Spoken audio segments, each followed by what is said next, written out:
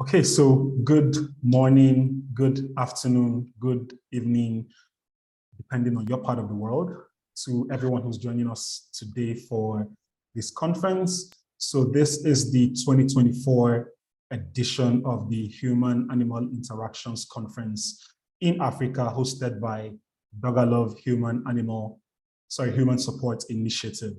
I am your host, Dr. Sunday AGbonika. I am a veterinary surgeon. I have a CHAIS, which stands for Certificate as a Human Animal Intervention Specialist from Oakland University. I'm also running my master's currently with the University of Pennsylvania, a master's in animal welfare and behavior. I'm equally serving as a regional representative for Africa with the organization IAHIO. IAHIO stands for the International Association for Human-Animal Interactions Organization. I also volunteer with SCAS, the Society for Companion Animal Studies, on a role, it's called ISG, so that's an international steering group to create a white paper or a document that helps to guide the dogs in homes space or ideology worldwide. So thank you all. It's so great to have you all here today. A few things as we begin the conference for today. First of all, it's great to have people join up from different parts of the world. At my last check, we are already people from Nigeria, Canada, Croatia, and different parts of the world here already. Please feel free to use the chat to share where you're joining us from. Let us know your experience, if you've been a part of the conference in previous years, let's know what your experience is and possibly what you look forward to for this year's edition of the conference. And we would equally love to have you for every presentation that would be going on for today. Please feel free to use the chat to share your questions as well if you do have questions. We will also be pulling up questions from the pre-conference questions that everyone who's here, if you did get to share your questions, possible questions with us before now, we would also be pulling up questions from there to ask the speakers if we don't have enough questions from the current, from the chat section. So please feel free to share any question that comes to mind while the presentations are going on that you want directed to the speakers in the chat section, and the questions will be there, and the speaker will speak to your question. Another thing as well that I would love for us to note is the fact that we would really love if we are able to identify the names from what we're seeing right now. So please feel free to, we recommend that you change the name on your Zoom account currently to the name that you signed up with, if it's not the same name, or at least the name that we can trace back to the sign-up sheet, so that it's easy for us to be able to harmonize the data to get to produce your certificates and be able to send the certificates to you.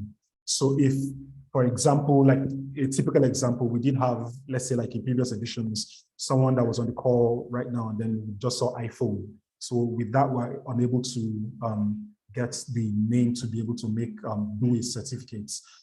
So please, if the name that you're showing currently does not match with the name that we do have already on your sign-up sheet, please make sure that you get to change your name so we're able to harmonize that with what we have currently. And then finally, please feel free to equally share in the chat section. One of the things that we really, really, really encourage is to have interactions going on that would also help to grow the connections and the bond in this community. Our number one goal for this entire conference is to see that human-animal interactions and everything that we're doing here grows in Nigeria and across Africa especially, and probably in different parts of the world.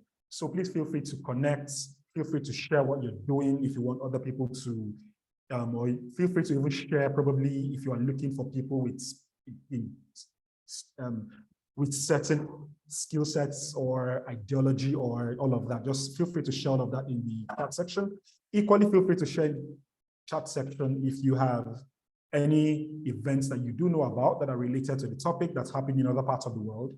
I think it was in the 2022 edition that someone shared about the animal welfare conference that holds in Africa every year as well, the African Animal Welfare Conference, and that was held in Botswana.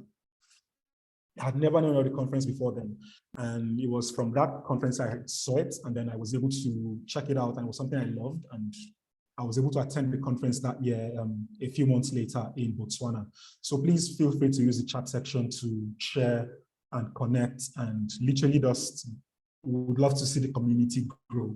So at this point, I'd love to hand over to the person who will be hosting the event for today. And let me read her introduction. So our host for today is a veterinarian. She has over 5 years experience in social services, using education to drive wholesome health. She's a disability inclusion advocate and leads the Yield Up Development Initiative as the executive director, with a focus to building young leaders, especially persons with disabilities living in vulnerable communities. She's a Mandela Washington Fellow. She has received awards like the Young Innovators Award, Opportunity Desk Challenge, Changemakers 30 Under 30 Award, top 12 finalists. She recently had a graduate internship at Farmalat, Nigeria, and she has impacted over 200 persons with disabilities through her work. Please make welcome the host for today's event, Dr. Praise Akobo. Hi, everyone. Good afternoon from Nigeria, of course. I'm sure that in other parts of the country, so it should be morning, but good day, everyone. And it's good to have us all at the 2024 Human-Animal Interactions Conference in Africa. And thank you, Dr. Sunday, for the welcome address. We won't actually be taking much of our time, so we can begin right away. So I'll be introducing the speaker, our keynote speaker. And before she comes up, I would love to read her bio so we can get to know her. So welcome, Laura. Good to see you again. All right, thank you. Okay, so Laura, she's an Athens, and she resides in, of course, Athens, Georgia. She serves as the CEO of Extra Special International, an organization, Extra Special People, an organization that she became involved with as a freshman at the University of Georgia. It was impossible at that time for her to actually know that at that young age, she would become the organization's leader, alongside her team that has grown from just herself to more than 40. She has also been able to identify the key unique differentiators in leadership that translated into millions of dollars in fundraising for an underserved community of all abilities. Laura began as a volunteer at ESP in 2023 with her passion for enhancing the lives of children with developmental disabilities and her specialized education in this field. She was selected as the executive director, like I've mentioned, at 19, following the sudden passing away of the founder, Martha. As executive director, Laura uses her leadership and management strengths to manage staff, oversees year-round programs and summer camps, and raises millions of dollars for the organization. Our favorite part of the job is getting to hug many people who walk through the ESP doors. And of course, I saw that for myself when I was in Athens last year. ESP exists to empower people of all abilities. The nonprofit organization has been serving people with disabilities and their families since 1986, with an ever-expanding offering of after-school programs, weekend clubs, employment opportunities, 8-week-long summer camp, and family resources.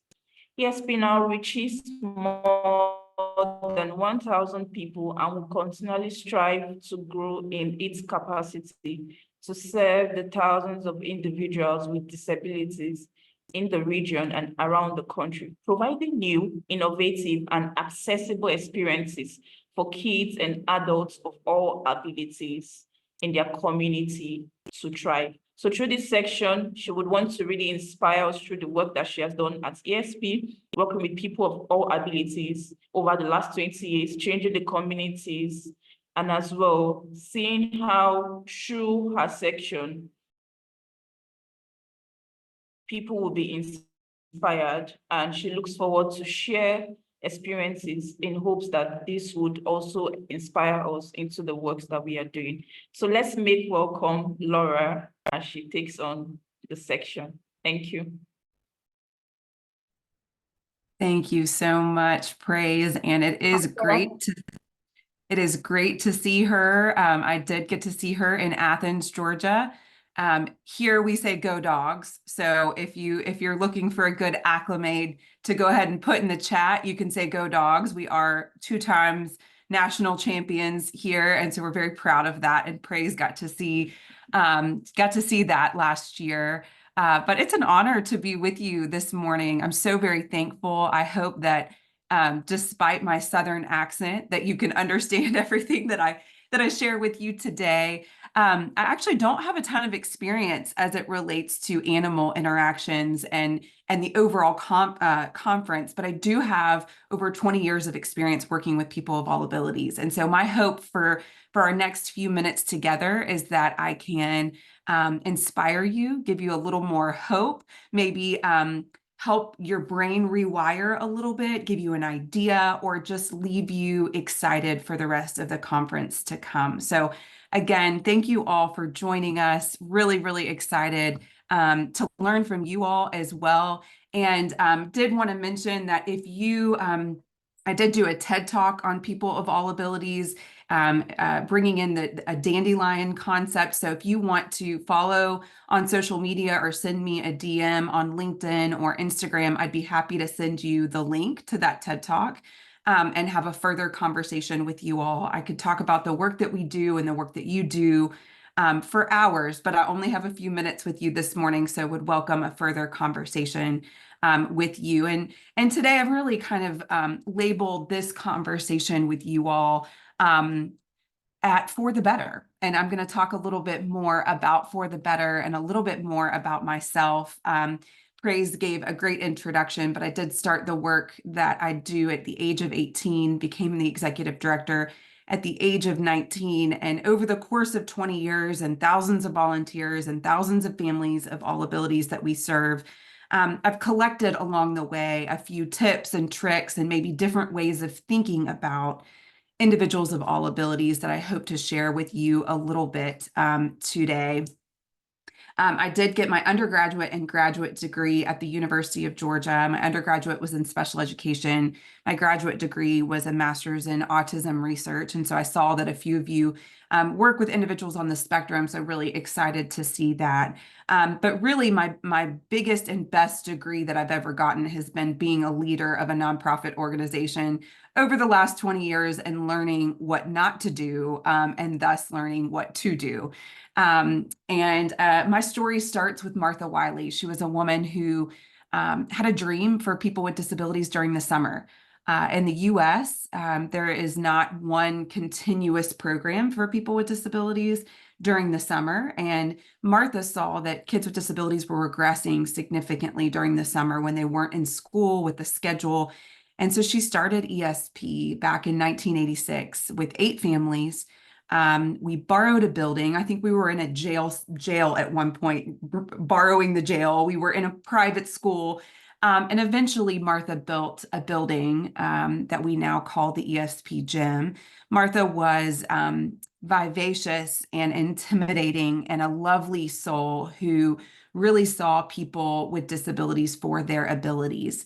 I came into the world of ESP from Atlanta, Georgia, to Athens, which, to give you context, is about an hour away from Atlanta, to the University of Georgia as an 18-year-old. And really, I was starving for what I believe we are all starving for, and what I hope to talk about a little bit later, which is purpose. And I had worked with people of different abilities in high school. My parents served on the board of various nonprofit organizations, and I like to remind those of us that are in the room that are parents what we do today is what our kids often one day display. And for me, when I came to the University of Georgia, I knew I wanted to be involved and volunteer. And so my ex-boyfriend's sister introduced me to ESP. And while it was probably the only good contribution that he made to our relationship, it was a significant one. And he introduced me to a place that that I now have the opportunity to serve, and that is ESP. I got to know Martha as an 18-year-old. I started volunteering at summer camp, and it was 6 weeks into our summer camp program that Martha sat us down on those metal chairs that you see there in the picture and shared with us that she had pancreatic cancer. And it was then, as an 18-year-old, that my world just began to crumble. There was this woman, a hero in our community, who had started this program that was now serving 60 individuals with disabilities during the summer. And we all looked around. There was not a donor spreadsheet. There was nothing in the computer. It was all in Martha's head.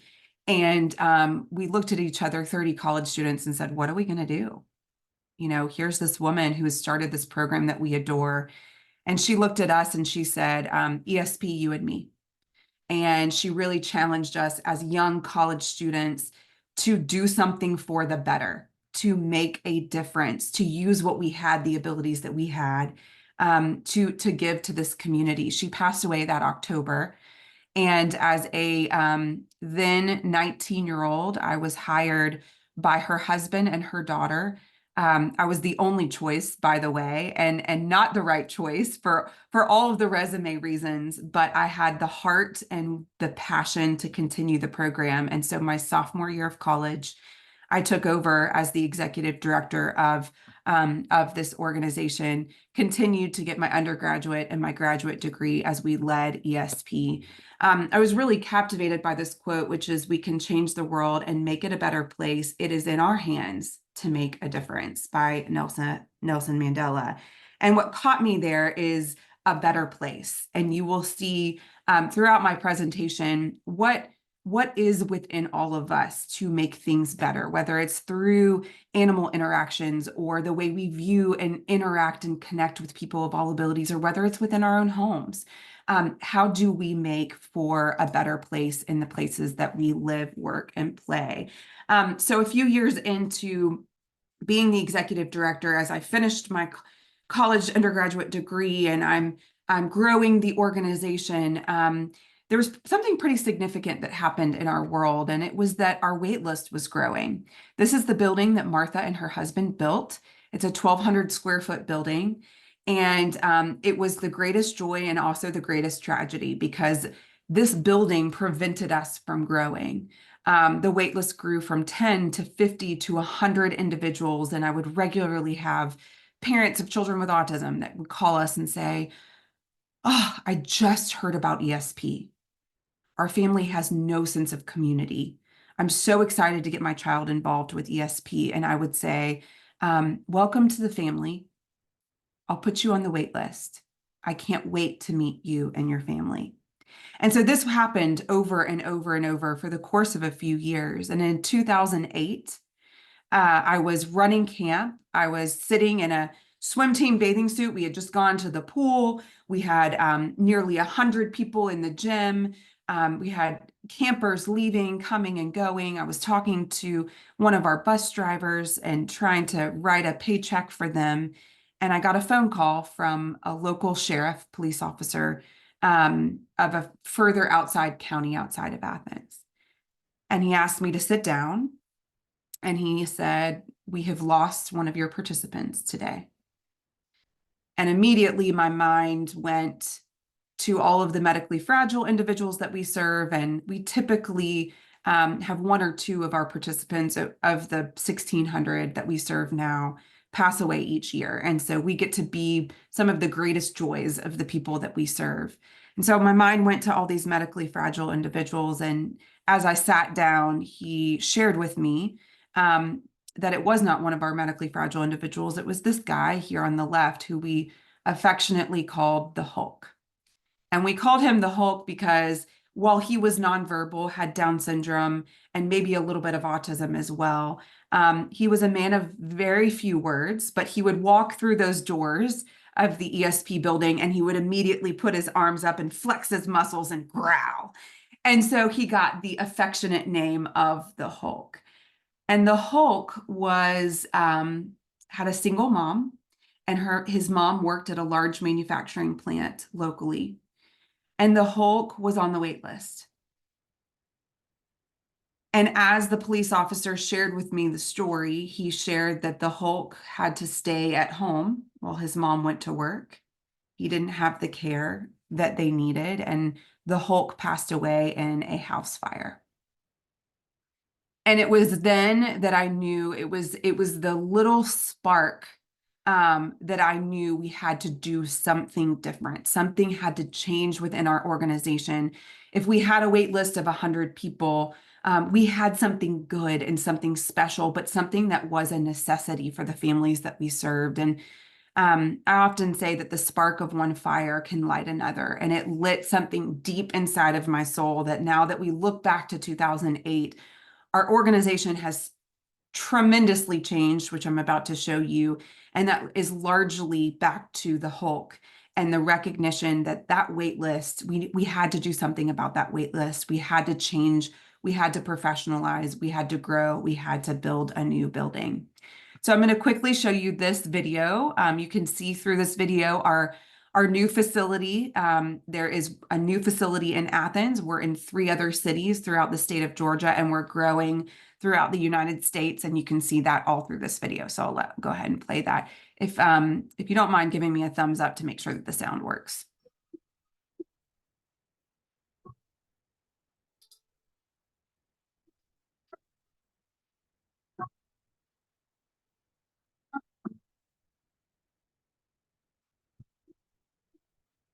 Welcome to a community inspired by the audacious belief that everyone is extra special.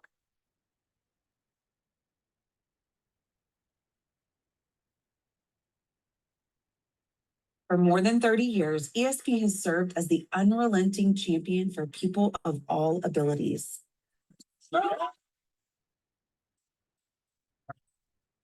Our programs span enriching wraparound support, engaging employment opportunities, and purpose-built experiences, all delivered with limitless joy.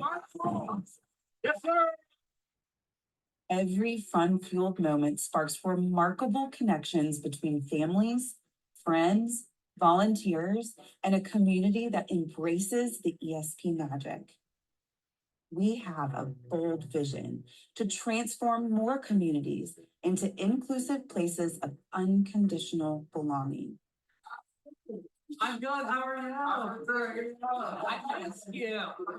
Fueled by an entrepreneurial spirit and tenacious heart, we're evolving what accessibility for everyone looks like, one hug at a time. ESP 360 serves as an everyday connection between families and essential wraparound programs. From after-school activities to weekend social events, ESP 360 becomes a way of life. We invite the ESP community to engage with the ESP magic through our mobile coffee cart Java Joy. This experience spreads unmatched joy with coffee and a hug while providing employment opportunities for adults with disabilities. When you hear ESP or Java Joy, what does it mean to you? Fun, exciting, and shopping coffee for you and anybody else. 87% of adults with disabilities are unemployed, so it's a huge thing that we're doing. And not only are we employing them and giving them that training to push them into the workforce or whatever they want to do, we interrupt the community and have them interact and engage and get to know new people that they might not usually get to know. And everybody kind of gets to have their own transformative experience, no matter what way you're involved with ESP. Inspired by our flagship summer camp program, Hooray will realize ESP's dream of a purpose-built place where people of all abilities can feel belonging and experience boundless adventure. A one-of-a-kind retreat with accessibility built into every detail. Hooray will be the future home of summer camp and so much more.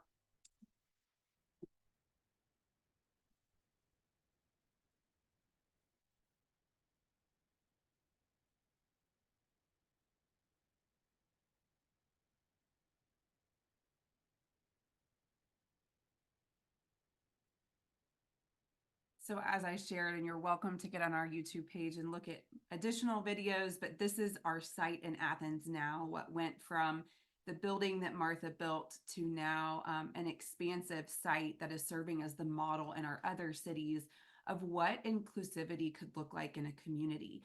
So this playground right here, and I'll go to the next slide, is a universally designed playground where kids of all abilities have the opportunity to play, but it's open to the public.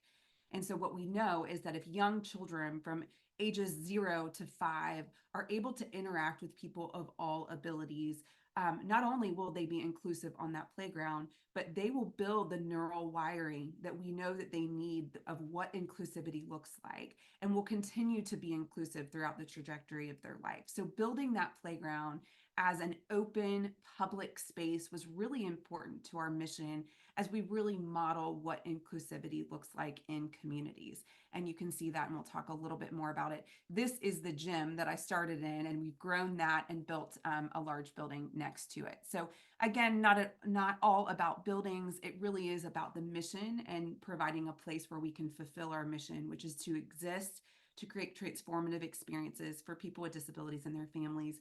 And what we know is that it changes the community for the better. At ESP, it's not just about people with disabilities and their families.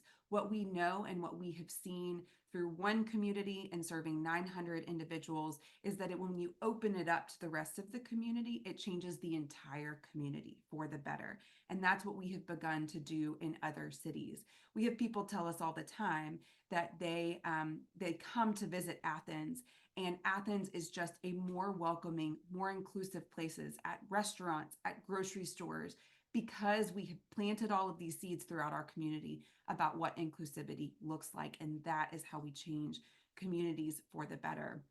This is a little bit about what we value. Our core values are really important to who we are. We are infused with joyful hospitality. We innovate possibilities. We're fascinated with fun. We believe in compassion freely given, connecting the unconnected, activating the abilities of all, and persevering together. Our dream, our big, hairy, audacious goal is to be the leading organization in the United States transforming communities through people of all abilities. And who knows, that might go outside of the United States one day. And we hope to continue to inspire and work with organizations like us throughout the country and worldwide. This is a little bit about the individuals that we serve and the makeup of those that we serve. Again, we do say abilities. You'll see in our mission statement that we say disabilities. That helps the world that doesn't understand what we do understand what we do. But then internal language is all abilities. I'm going to get back to that in just a moment. We do focus on all abilities. We do serve individuals of all ages, which we call participants and friends. And we do serve individuals of all backgrounds, all economic backgrounds. No individual is turned away due to their disability or their inability to pay. We have a scholarship program. We fundraise year-round to make sure this is not a government-funded organization. We do have 1 or 2 government grants, but we do fundraise year-round to make sure that every individual of every background and every ability has the opportunity to access. We obviously have both visible and invisible disabilities and do a lot of work to train people that oftentimes you can't see the disability. And it's really important for us to be open and aware of what those 2 different disabilities are. There are visible disabilities, but there are also invisible disabilities. And I think there oftentimes is a lot of judgment when there isn't awareness that there are invisible disabilities that are out there. Here's another kind of breakdown of the individuals that we serve. We serve individuals that need full support all the way to individuals high on the spectrum, individuals that might be, slightly socially awkward in the school setting might come into ESP and become leaders. They might be the wheelchair passers and the snack holders and the program leaders. And it's really beautiful to see their confidence grow, even if they have a high incidence disability. In terms of transformative experiences, these are the things that we consider. And something that you might, if you are a programmer or you work with individuals of all abilities, these are kind of 4 things that we're constantly looking at as we program and build experiences, support community, and purpose for those that we serve.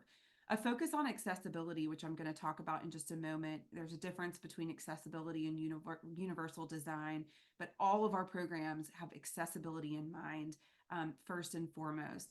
The second is we are always thinking about the sensory needs of those that we serve, safety as the first priority, and then dignity, which is really, really important to us and those that we serve. Everything from how we serve them, how we change them, how we talk about individuals, how we include them, and creating a place of belonging. And we believe in considering all of these things, that's when inclusivity comes to mind. I mentioned the difference between accessible design and universal design is really the next level of accessibility, and it relates to the physical places and spaces, but it also relates to programmatic consideration. So accessible is really the baseline, right? And when you look at a building, can someone get in it? Would be a version of accessible. Here in the US, we have ADA code, and that's required in buildings and places and spaces. But that really is the baseline. It's the basic version of accessibility. There's next, which is inclusive, which is considering the full range of human diversity and addressing all of the needs. It's kind of the next layer, the nice to have. The ideal scenario in programs and places and spaces would be universal design. And that's what ESP is really modeling our future growth after, which is usable by all, no adaptation needed. And I'm going to give an example here. This would be an example of an interesting version of universal design where everyone can access the place and the space the same way.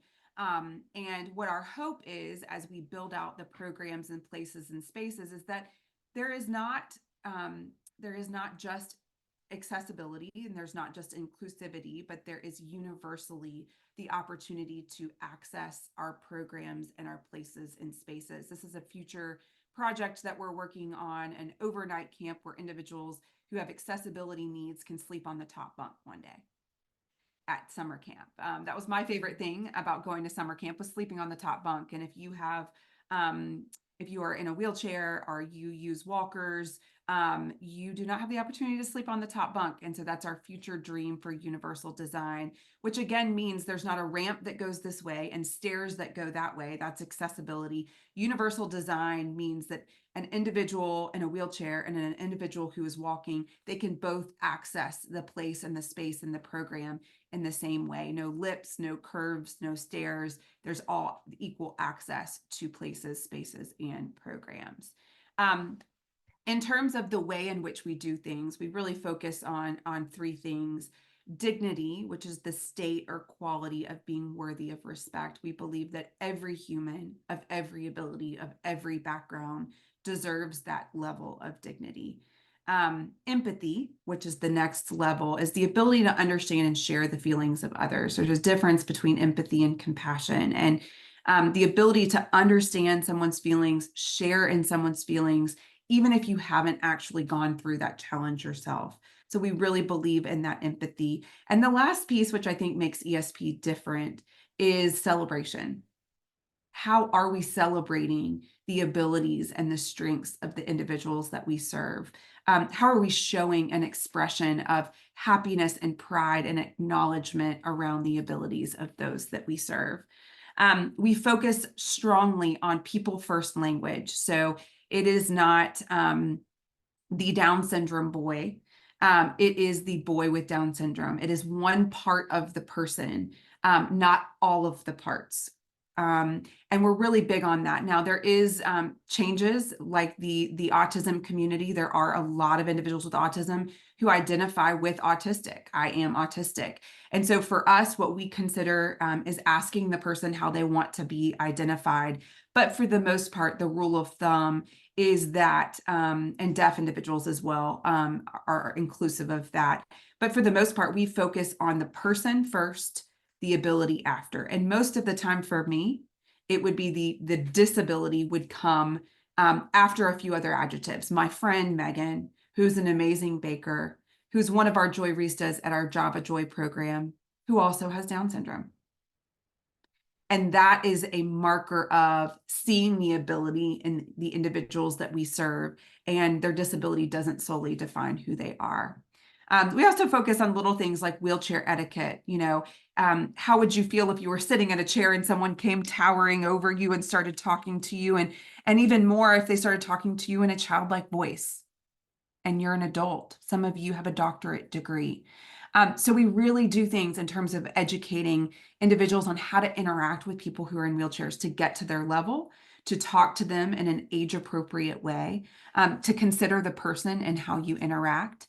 In terms of age-appropriate communication, we talk a lot about always assume competence. Always assume the person, even if they aren't interacting with you, can understand what you're saying, and try your best. We get our individuals to repeat themselves over and over again. We often encourage and advocate for our individuals' abilities. It's not, can this person access this activity? It's how can this person access this activity if this is what they want to do. And then last, in terms of general engagement, we really focus on asking the individual instead of assuming, what's interesting to them? How do they want to be called? How do they want to be acknowledged? What's comfortable for them? You know, we like to mention in a wheelchair, if someone came and just started moving your chair, you would be very caught off guard.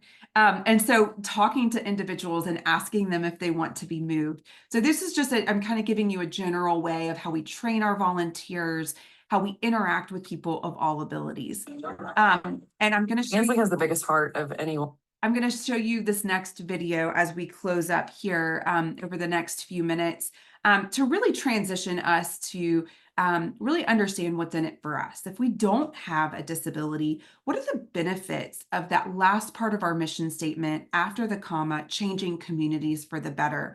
And here's a story about a girl named Ansley. She's one of our volunteers. She's in high school, and it really paints the picture on why interacting with people of all abilities is important and transformative for all of us. So here's a little story about Ansley. Ansley has the biggest heart of anyone I've ever seen.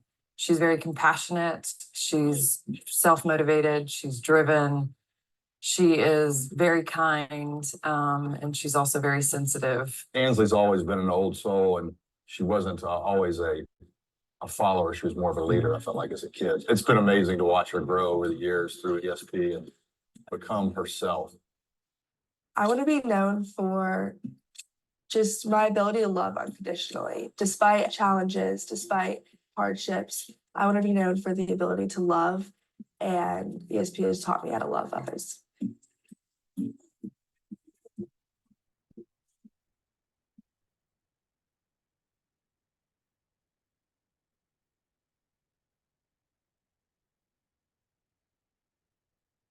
Now, the U.S. Surgeon General has issued a new advisory on a growing youth mental health crisis, warning that depression and anxiety in young people have doubled worldwide during the pandemic. 25% of youth experiencing symptoms of depression. Also, ER visits for suspected attempts of self-harm have increased by over 50% among girls. So teenagers today have more on their plates than we ever did. They're constantly being distracted by things on their phone. They know where everyone is. They know what everyone's doing. They're being consumed at all times with information. They go to school all day and possibly have to pretend to be someone because they're in an environment that is high pressure and very competitive, and there's a lot of comparison. In particular with Ansley, she's had her own mental health struggles. Back in about 7th or 8th grade, she had her first panic attack.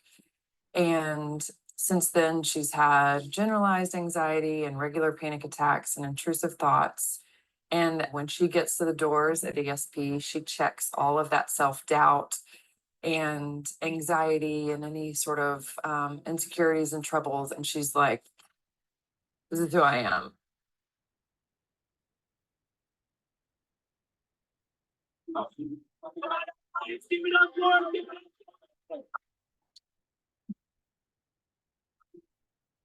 Before I started ESP, I really struggled with panic attacks and mental health issues. And as a high school student, I have many small challenges such as friend drama or tests or quizzes, and they're all left at the door when I walk into ESP. I feel all of that weight is lifted off my shoulders. She is just lit up from the inside with happiness that she gets to be surrounded by other people who care about her as much as she cares about them. And it's completely changed her trajectory. It's been amazing to watch her grow over the years through ESP and become herself. Being able to watch her beam as she comes home is amazing.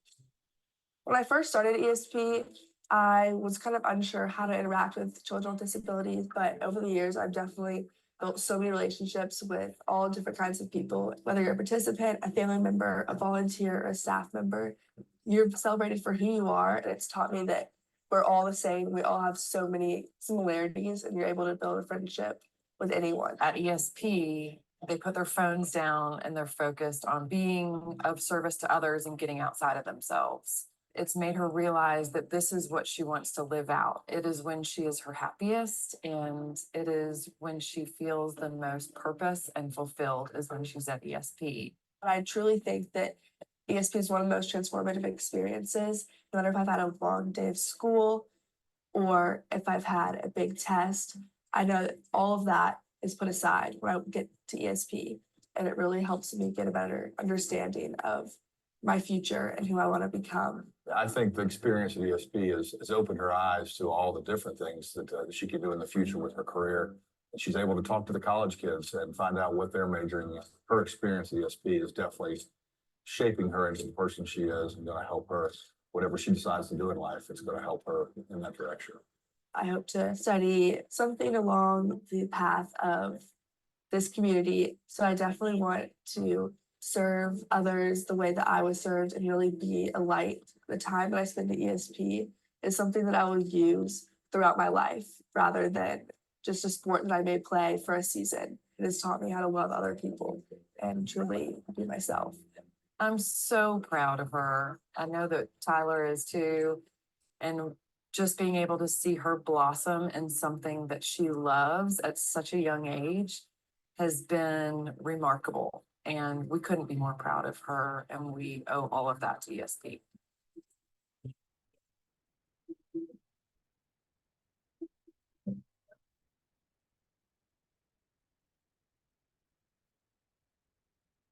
So really, I want to end here talking about what I believe that every human desires, and whether they get it through animal interaction, through community, through friendship, through family. I do believe that we all desire three things. And as we as professionals move forward, as we research, as we program, as we interact with people of all abilities, I think that as we remember these three things, it helps us to be better professionals. And first and foremost, I think it's identity. Who am I? What was I created to do? And I think identity at ESP, what's beautiful is the individuals that walk through often aren't asking who they are. They're very confident in who they are. And I've learned so much from people of all abilities in that way to be a lot more confident about who I am and who I was made to be. I think the second thing that all humans want is a purpose. Why am I here? What am I to do? What are the abilities that I have to give? And the third is belonging. I believe that every human desires belonging and the ability to be a part of something with other humans. Who is with me is the question that people constantly ask. Who am I? What am I here for and to do? And who is with me? And I believe when a human has these three things, they know who they are, they know what their purpose is, and they know who is with me. That is when the ultimate connection can happen. And that is when transformation and for the better truly, truly happens. So what about you? Well, my favorite quote, and I am a quote person, but this is my favorite quote, and it is by Mother Teresa, and it says, "Not all of us can do big things, but we can all do small things with big love." And what I love about this is that maybe you are reading, watching this presentation and you're like, well, I can't, build a community or a universally designed playground or programs that serve individuals after school and during the summer or a purpose program like Java Joy. I want to share with you that I never set out to do that either. It really is the small things that with big love that end up changing communities for the better. So what can you do? You heard Ansley talking about what she wants to be known for, which is to love. And I do believe one of the reasons we love and adore interactions with animals is the unconditional love that they bring. I've seen it. We have several individuals with animals that they bring their dogs to ESP, whether they're a support or a therapy dog. And the beautiful thing about it is that dog not only loves that individual, but they love the individuals around them, whoever is loving their person, their individual. And I do believe that we as humans oftentimes restrict that love, a love that animals so freely and unconditionally give. And so start with love, start with small things with big love. And I think we can be inspired by our animals in that way. And that is where we change communities for the better. So if you want to do big things, seed small things with big love. And that is how I have seen we end up changing things for the better. So I'm going to pause there. I think I left, I wanted to leave about 4 to 5 minutes to answer any questions that you all might have, but I would love to encourage you to reach out to me to have a deeper conversation. If there's anything that I can share or share more about, you can pull the thread of anything that I've talked about. I would love to connect with you on LinkedIn and on Instagram. So I would love, I was not able to see the chat, and so I'm looking at the chat now. If you guys have any questions, I would really love the opportunity to answer any questions with the last few minutes that we have, or any comments that you have. Feel free to share there. And I see some people that would love to volunteer for this program. So come on over. Come on over. Who knows? I might come over there eventually. But hopefully, yes, I see big blessings, that big inspiration. Love is a good motivation to do so many things. Thank you so much for that. My question, can this program be practiced all over the world? And for the less privileged perspective, absolutely. And I didn't get to this, but we do serve individuals that are 100% supported by us financially.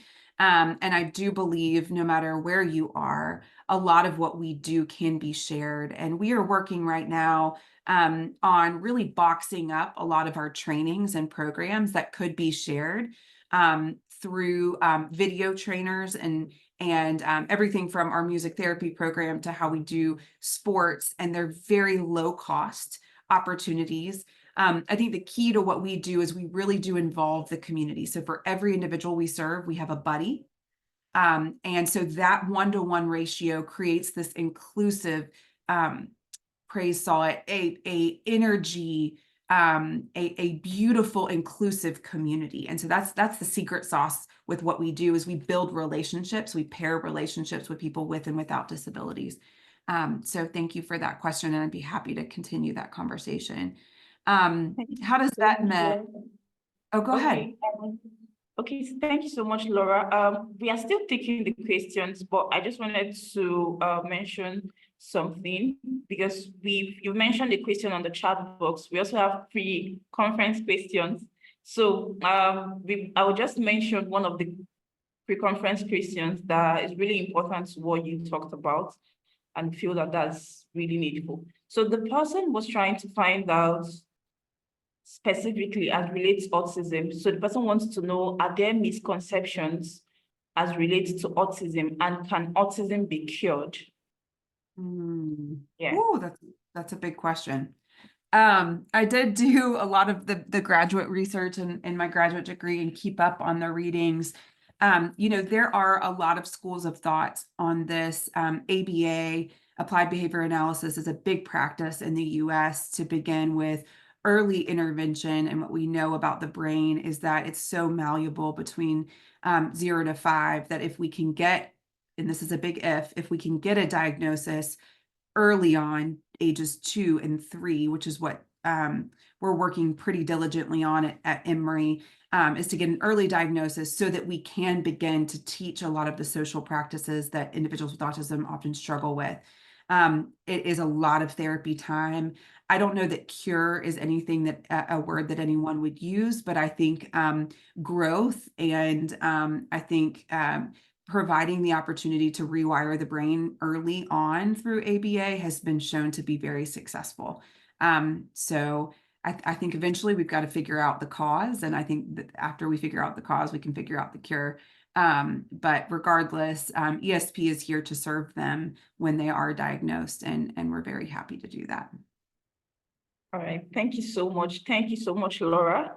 And if you have noticed, we had to begin with Laura's section as our keynote speaker because at the Global Women Support Initiative, we are very key on children with disabilities and special needs. That's our focus group as an organization. So we started that way so that we can now transition, because someone asked the question, Ibrahim, you asked the question, how does veterinary medicine come into play for persons with disabilities? So going forward, you're going to see that. So we are grateful to the work Laura is doing. I would say it over and over again. I had an amazing time at ESP, and it was really great volunteering just for a day. Thank you so much, Laura, and we look forward to still connecting with you. So our social media handle has been shared. So if you want to really connect with her, please do that. And if there are more questions for her, we would see how to respond to that through the follow-up emails. Thank you so much, Laura. We are grateful. So we are going to be moving into our second speaker, and that's Lelia. So from here, we'll be transitioning into certain aspects of how animals support persons with disabilities. So I'm going to be taking us through a short bio, but if you could recall, we've sent in details already. I'll broke you via email, so you can read her bio, but just to welcome her on board, I'm just going to share something brief about her. So Lelia Crespo brings over 2 decades of experience as a clinical psychologist from Brazil, where she has specialized in the innovative use of therapy dogs to enhance therapeutic outcomes for autistic individuals. So you can see the link. Closely, her expertise spans several therapeutic modalities where she consistently breaks new ground strategies, adopting her methods to meet the diverse needs of those she serves. So she's currently based in the US, and she's eager to continue her work with the autistic communities. As closely, she's going to be sharing with us practical applications of this methodology and highlighting case studies from Brazil and discussing with us the profound impact of human-animal interactions on our emotional well-being. So let's make welcome Lelia as she takes on her section. Thank you.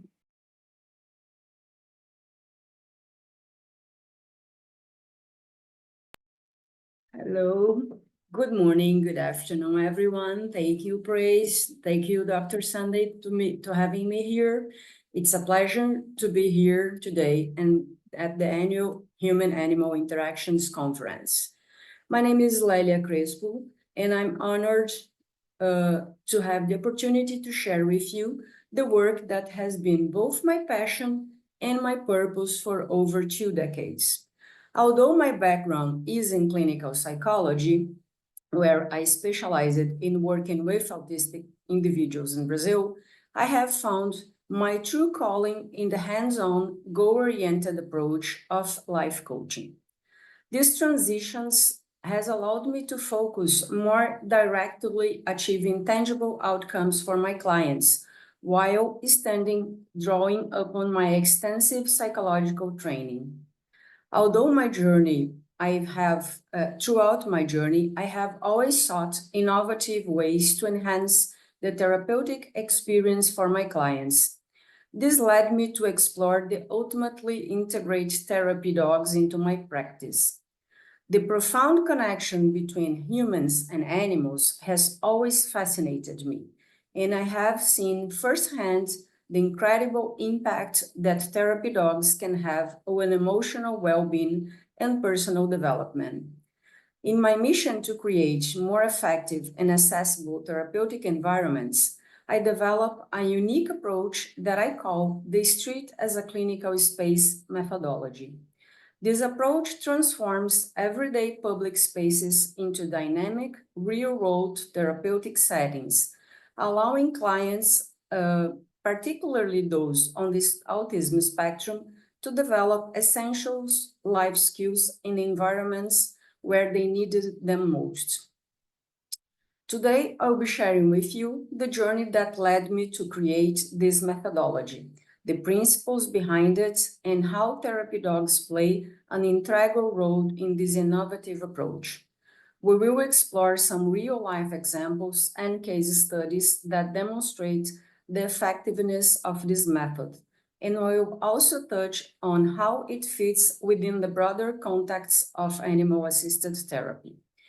By the end of this presentation, I hope you gain insights in how non-traditional therapeutic environments, coupled with the support of animal therapy animals, can profoundly impact the lives of autistic individuals and others with diverse abilities.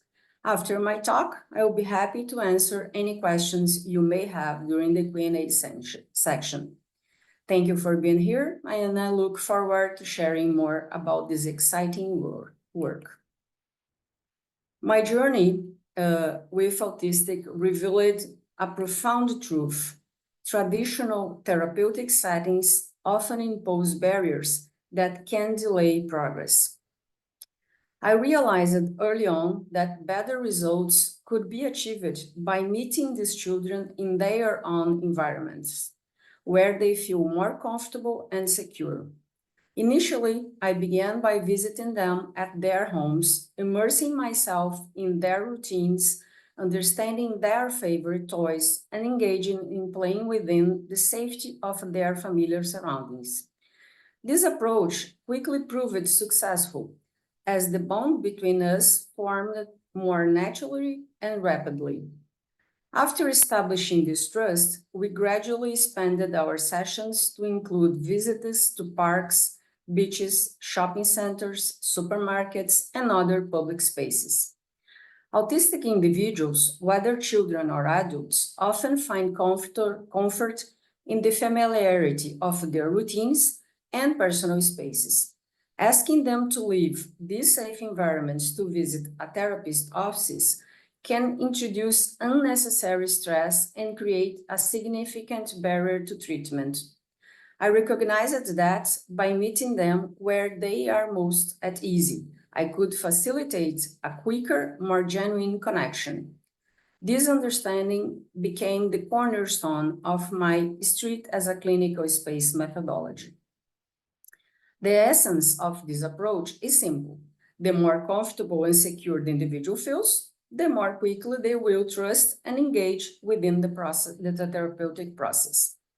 By bringing the therapy to their world rather than expecting them to adapt to mine, I was able to create a more effective and responsive therapeutic environment.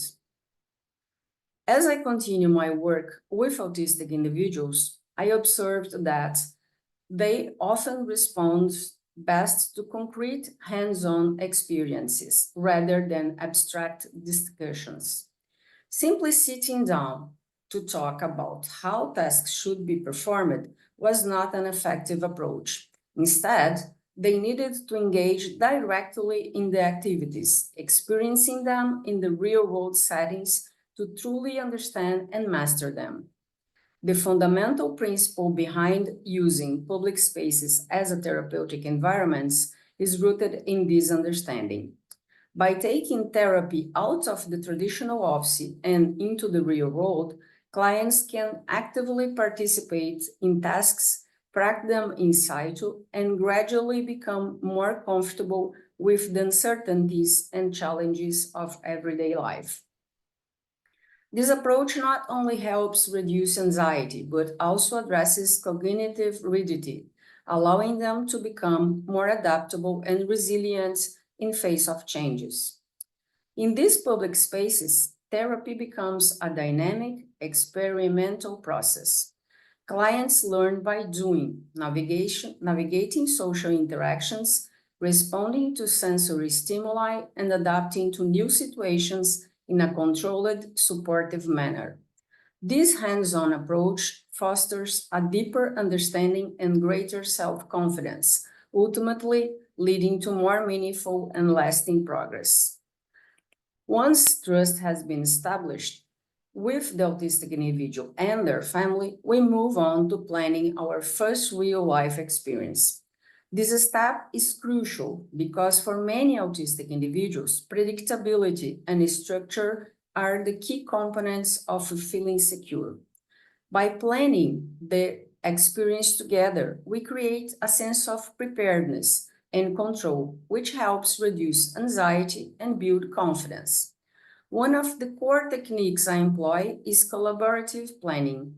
If the individual is capable of writing, we work together to create a detailed plan, a roadmap of sorts for our outing. These plans includes where we are going, what we can expect, and what potential deviations might occur. We discuss possible scenarios where things might not go as planned and develop strategies for handling these situations calmly and effectively. This process not only prepares the individuals for the outing, but also empowers them by involving them directly in the planning. Before we step out into the real world, I always take a moment to reassure the individual. I emphasize that while we have a plan, there may be moments when things don't go exactly as expected. I make it clear that it is okay and that I will be with them every step of the way, ready to help and guide them through any challenges. This reassurance is vital in helping them feel safe and supported, reducing the fear of the unknown and increasing their willingness to engage in the experience. By applying these techniques, we create a therapeutic environment that is not only practical, but also deeply supportive, allowing the individual to navigate and thrive in real-world situations. This approach builds their confidence, enhances their adaptability, and ultimately leads to more successful outcomes in their daily lives. Animal-assisted therapy, particularly with therapy dogs, has proven to be a powerful tool in enhancing the therapeutic process for individuals with autism and other conditions. The benefits of integrating animals into therapy are diverse, impacting emotional, social, and cognitive well-being. Therapy dogs offer unique advantages. Their presence can create a calming effect, helping to reduce anxiety and stress, which is especially beneficial for autistic individuals who may struggle with sensory overload or social interactions. Dogs are non-judgmental and offer unconditional acceptance, creating a safe and a welcoming environment for individuals to express themselves and engage fully in therapeutic process. Moreover, therapy dogs can serve as a bridge in social situations, helping individuals to feel more comfortable and confident when interacting with others. The simple act of petting a dog or playing a game with them can encourage communication, improve mood, and foster a sense of connection that might otherwise be difficult to achieve. The bond between a therapy dog and a client also promotes a sense of responsibility and empathy. Caring for the dog during sessions such as feeding or grooming can help develop important life skills and foster a deeper sense of connection to others. This relationship can be particularly transformative for individuals who struggle with social interactions, providing them with a companion who understands and accepts them without the complexities of human relationships. In summary, the inclusion of a therapy dog in treatments not only enhance the emotional and psychological aspects of therapy, but also provides a unique and effective way to connect with and supportive individuals with particularly those of autism spectrum.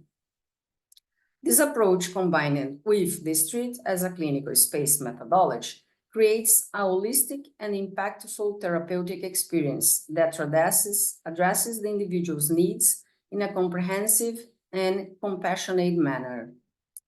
Integrating therapy dogs into the street as a clinical space approach significantly amplifies its effectiveness.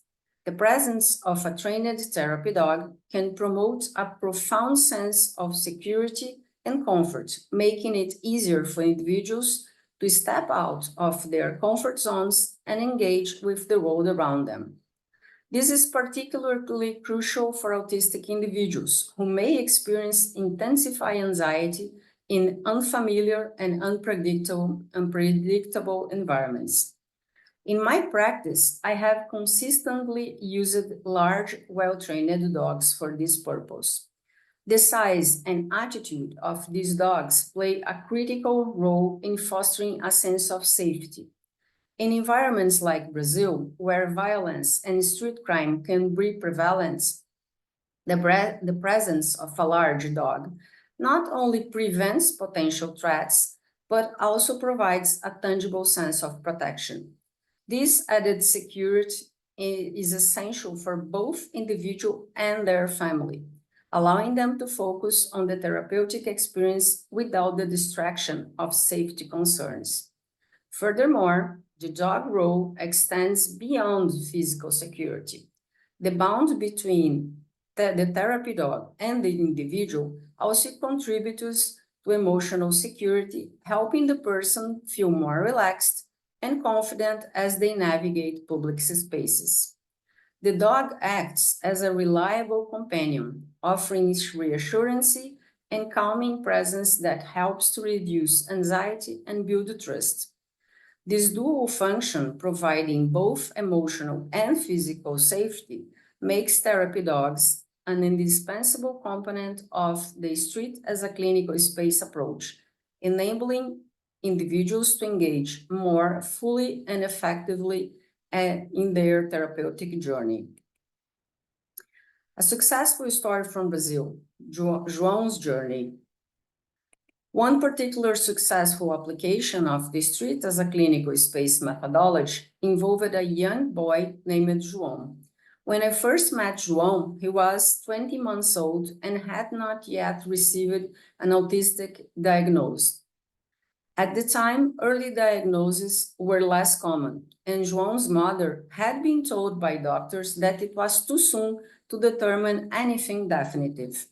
Despite this, she knew something was different about her son. João wouldn't speak, avoided eye contact, and remained motionless wherever he was placed, simply observing others without engaging. I initially met João at his school, and even from our first encounters, it was evident to me that he was on the autism spectrum. However, despite my efforts, João did not interact with me during our sessions. It wasn't until I introduced one of my therapy dogs, a gentle white boxer, that I saw a small breakthrough. While João didn't actively engage with the dog, he chose to sit beside her on his own, a slightly yet significant step.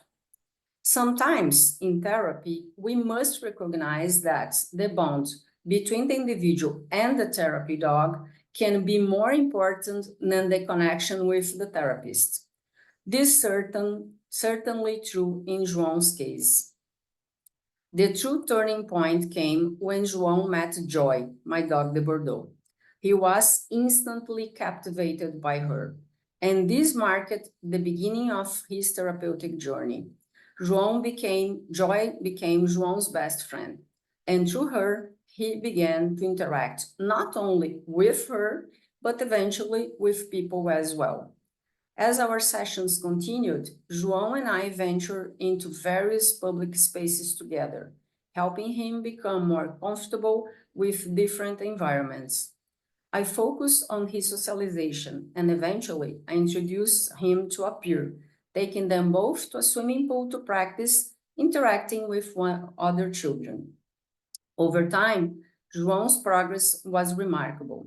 Today, João is 12 years old and has achieved significant milestones. He can read and write, enjoys going to the gym, knows how to ride a bike, and has made many friends. João even runs his own YouTube channel where he records, edits, and selects the contents for his videos. His future is bright, and I have no doubt that João will grow up to be whatever he wants to be. Another relevant story, Leone's journey. Leone was about 3 years old when I first met him. He was nonverbal, avoided eye contact, and engaged in a repetitive behavior, like throwing toys without truly playing with them. Additionally, whenever we took him outside, it was necessary to hold him tightly, as he tended to run away and wouldn't walk alongside the person with him. During our first meeting at his home, Leone did exactly as his mother described it. He emptied his toy box without a glance in my direction, showing no interest in interacting. However, because his mother was already familiar with my work, she trusted me quickly and allowed me to bring him to my house. It was there that Leone met Joy, my dog de Bordeaux. At first, he didn't pay any attention to her and attempted to run away as usual. But Joy took control of the situation, positioning herself in front of him each time he tried to bolt. Their communication was entirely nonverbal. Joy wouldn't simply look at him with her mouth open, appearing as if she was smiling. After a few minutes, Leone began to understand that Joy was guiding him, and for the first time, he chose not to run away. Instead, he followed her as they walked down the street, as seen in this video. Oh, you cannot see the video? It was not showing the video. We can see the videos. No. You can see? Yes, we can see the video. Oh, okay. I thought it was not playing.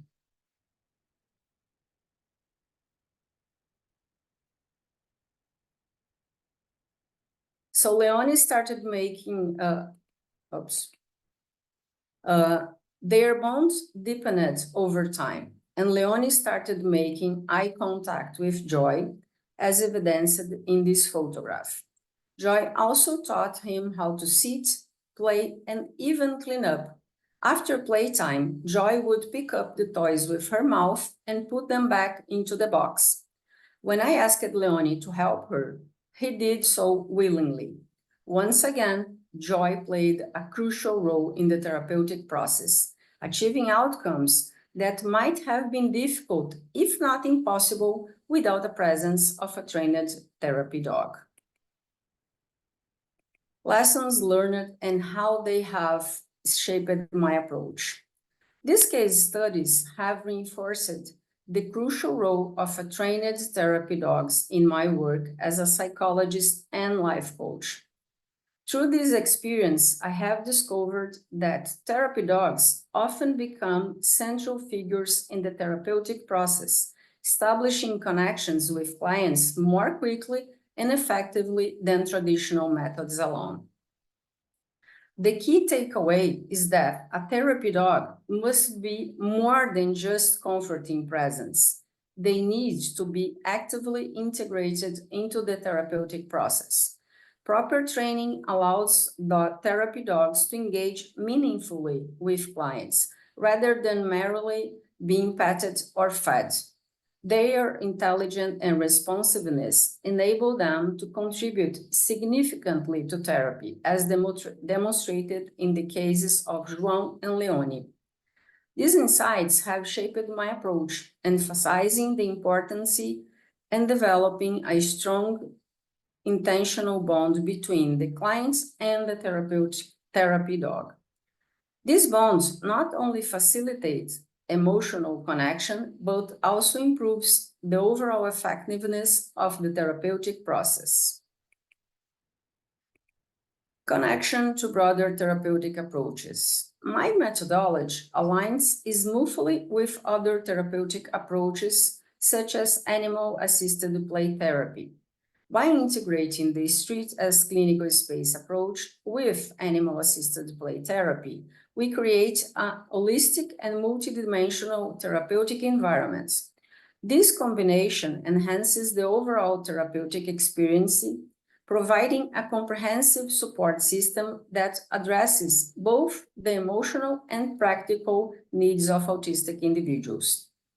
Animal-assisted play therapy often emphasizes the role of animals in fostering emotional connection and social skills through playful interactions. Similarly, the street as clinical space methodology leverages real-world environments to build trust and facilitate naturalistic learning. Together, these approaches offer a robust framework for promoting personal growth and well-being. In the United States, I have established Autism Life Lab, a company dedicated to create a life laboratory where clients can develop essential skills, build resilience, and grow as individuals. A key aspect of our approach is that I visit clients at their homes rather than require them to come to a separate office. This ensures a comfortable and familiar environment for clients, enhances the therapeutic process with a supportive of a future therapy dog. Looking ahead, I'm eager to expand our work through collaborations with other professionals and organizations. I'm also interested in exploring new research directions and integrating innovative practice to further support for the autistic community. As we conclude, I encourage each one of you to explore and embrace innovative therapeutic environments and methods. The street as a clinical space methodology and the integration of therapy dogs into therapy highlights the potential for creating impactful and personalized interventions. Consider how you might incorporate these approaches into your own practice and collaborate with others to further develop and refine these methods. By pushing the boundaries of traditional therapy and adapting to the unique needs of individuals, we can improve our effectiveness and contribute to more meaningful and supportive therapeutic experience. Let us continue to innovate, experiment, and collaborate to make a lasting difference in the lives of those we serve. Thank you very much. Thank you so much. Thank you so much, Lelia. And just for those, I noticed some persons joined in. Our keynote speaker talked about seeing the ability in disability. And now Lelia has made us see and understand the aspect of the streets as a clinical space, integrating therapy dogs in autism support. So we are going to be taking questions as relates to what she has discussed. Please, if you have a question and you need to really ask, please let's drop it on the chat box as we go through the pre-conference questions. So the first question we have here is actually focused on autism, anxiety, and PTSD. So this person is asking, how can animal-assisted interventions be tailored to meet the unique needs of individuals with autism anxiety, PTSD, and other neurodivergent conditions? And what are the most effective strategies for promoting emotional regulation, social skills, and behavioral calm in this population? So this person is from Nigeria. So he is also asking this question from that context. So you can probably give us what has worked, and it can still, so we can see how that can support answering this question. Well, regarding especially autism, my concern is that the dog must be very calm, must be taught since an early age not to jump on people, not to lick people, because autistic people don't like touching and wet tongue. So there is some sort of training that must be done with a dog in these concerns, not to bother the other person. And I cannot say especially about PTSD, so I'm gonna talk about autism. And the most important thing is that the dog must want to be in contact with other people, cannot be a shy dog, and must be a dog that is okay with a lot of noises and a lot of people. So basically it's like this, and I saw there in the chat box if there is a special train. There is a special train, like I said, that must be a calm dog, a very supportive dog, a dog that wants to care about people. Like as I said, my dog Joy, it was a connection that she said she had with the children, that there are some of these that I didn't teach her. It was her. She wanted to be a part of the process. So in my understanding, it's very important which breed you are going to use. So for example, the most well-known is Labrador and Golden, because they love people, they love to be around the people, they love them. And I found that Dog de Bordeaux worked as fine as boxers. That the ones that I had was Dog de Bordeaux, boxer, and a Grey Den that I showed in the last picture, and a pit bull. So that's the dog there that I have used so far. I don't know if I answered everything I wanted to know. You sure did. Thank you very much. So there's another question on the chat box, and the person is trying to ask, in your practical experience, is it always a 1-1 therapy dog per client at a go? And how long does this section last? Yes, it's 1-1. So one therapy dog, me, and one child. Normally, each session lasts 1 hour and can be a little bit less or a little bit more. When is gonna be a little bit less? When I feel that the person is not really comfortable there and wants to go back home to their safe space. So I respect that and we go back. Or like it is very good and the person is enjoying a lot. So for example, once with João, we went to McDonald's and he wanted to stay there a little bit more and play, because I don't know here in the United States, but in Brazil, McDonald's has like a place to play with the children. And he wanted to stay there a little bit more. So we stayed a little bit more.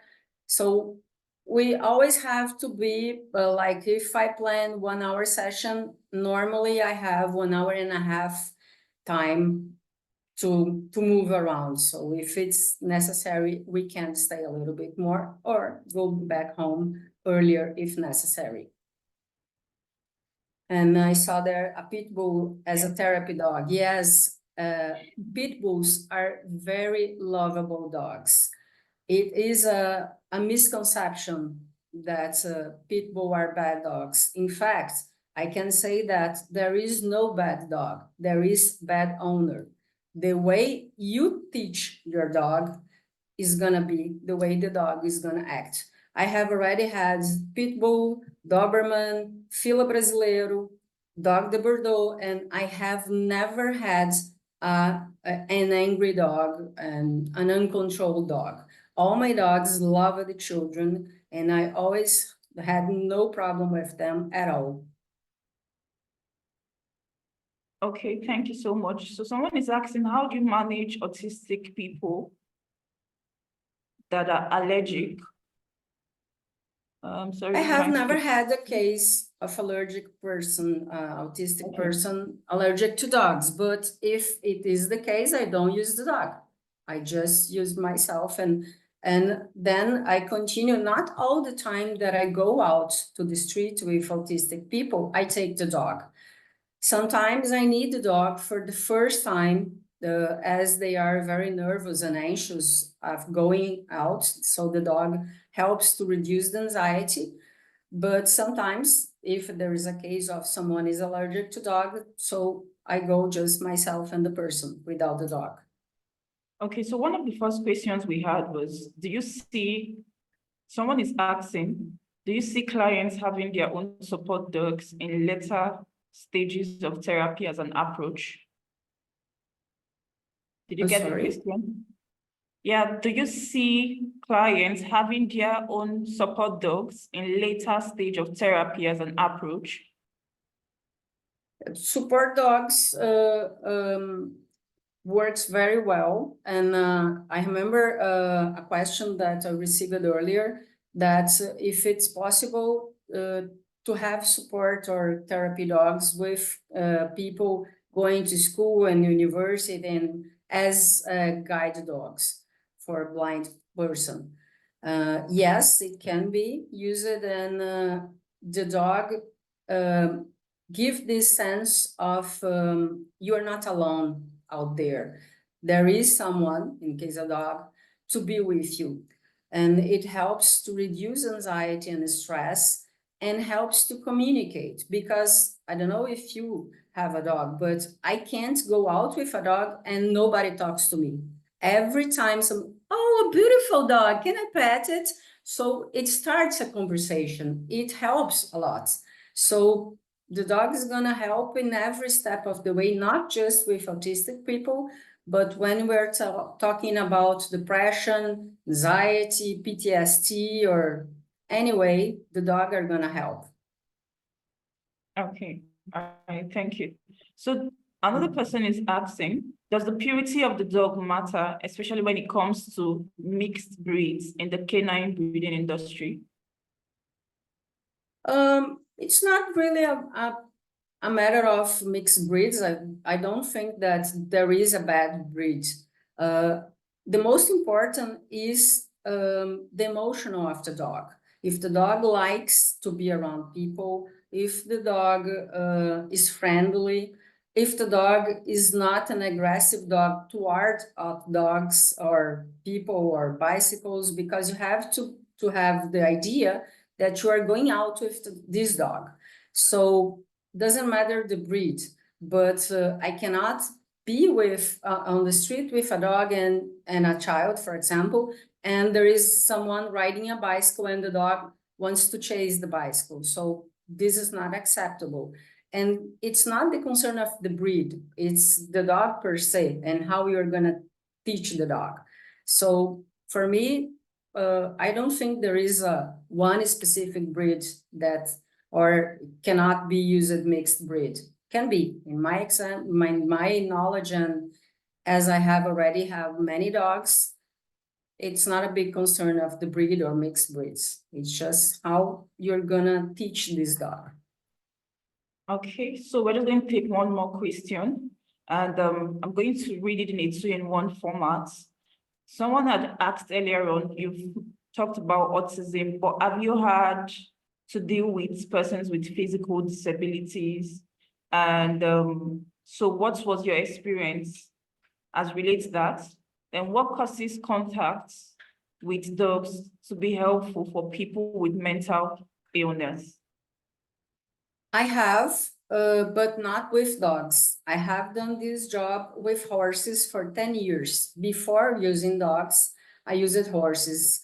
Then I had many experience with people with mental disabilities and physical disabilities, and it's fantastic. For example, if someone cannot walk and is in a wheelchair, when you put the person on the horse, the movement that the horse does when it's walking is the same as when we are walking. So you are telling the brain of the person that you are walking. So I had a case of a boy that he couldn't walk, and after 2 or 3 years going every week, twice a week, riding the horse, after he could walk by himself. So it's fantastic. Wow, thank you so much. Thank you so much, Lelia. I believe this has been an amazing section. From the comments, we can already see, in fact, more questions are coming in, but those questions would still be responded to going forward. So thank you so much for this section, and we'll go right into the next speaker, which is Dr. Mary Rottier. I hope I pronounced it correctly. You All did, right. Rottier. Many people don't get it, but you did. All right, thank you so much. So briefly, Dr. Mary is the owner of Positive Counseling Center, a private practice with offices in Michigan and Georgia, USA. She's a licensed professional counselor, registered play therapy supervisor, internationally credentialed therapist, and certified child trauma specialist with over 20 years of clinical experience. She's also a certified animal-assisted play therapist, instructor, and supervisor. So you can see the other aspects of her bio from the brochure that was sent, but then she's going to be taking us on an amazing section titled Unleashing the Power of Animal-Assisted Play Therapy. So let's make welcome Dr. Mary Rottier. Thank you. Thank you so much.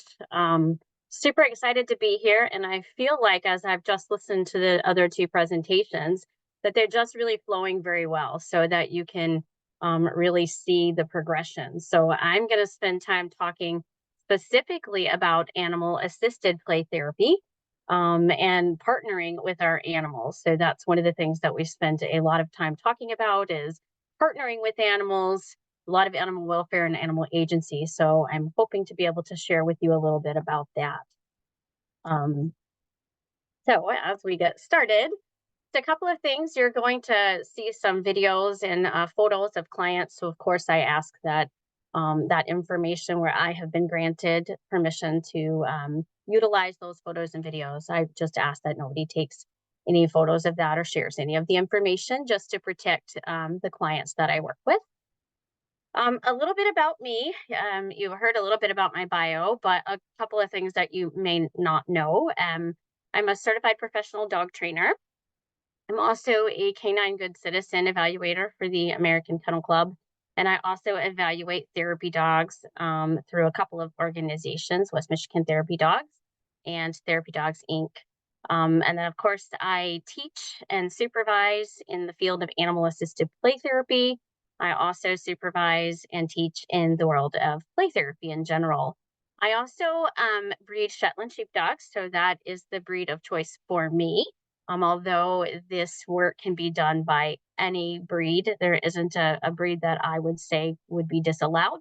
It's all based upon the temperament and the training that goes into the animals. So I'll touch on a little bit of that. I could probably share hours with you. So I'm hoping I can at least give you a little bit to get you interested in what we're doing with the International Association of Animal Assisted Play Therapy, and hopefully be able to guide you in the right direction. So I work with multiple species. Currently in my practice, I have 2 Shetland sheepdogs, Callie and Fisher. I also have a quarter horse named Arrow. He's part of a herd of 3. And then I also work with guinea pigs. And so I have 3 currently, Pepsi, Corey, and Fig. And then I have a mini lap retired bunny named Shiloh. So I've had the opportunity to work with a variety of different species and to be able to see just the value of partnering with each one of those. So I'll try to share a little bit about each of those species with you as we go through. So we'll talk a little bit about what animal-assisted play therapy is, the benefits of it, what it looks like in therapy sessions, the ethical considerations, and then definitely I want to leave some time to answer questions that you may have. It seems like so far you guys have amazing questions. I do want to kind of have a caveat that this is really just the tip of the iceberg. There is so much involved in the work that we do. We have a pretty elaborate training program that I'll share a little bit of information with you about as well too. But there's just so much in depth because we really look at clients, animals, and the therapist. And so we want to make sure that we are giving competencies and skills to all of those areas.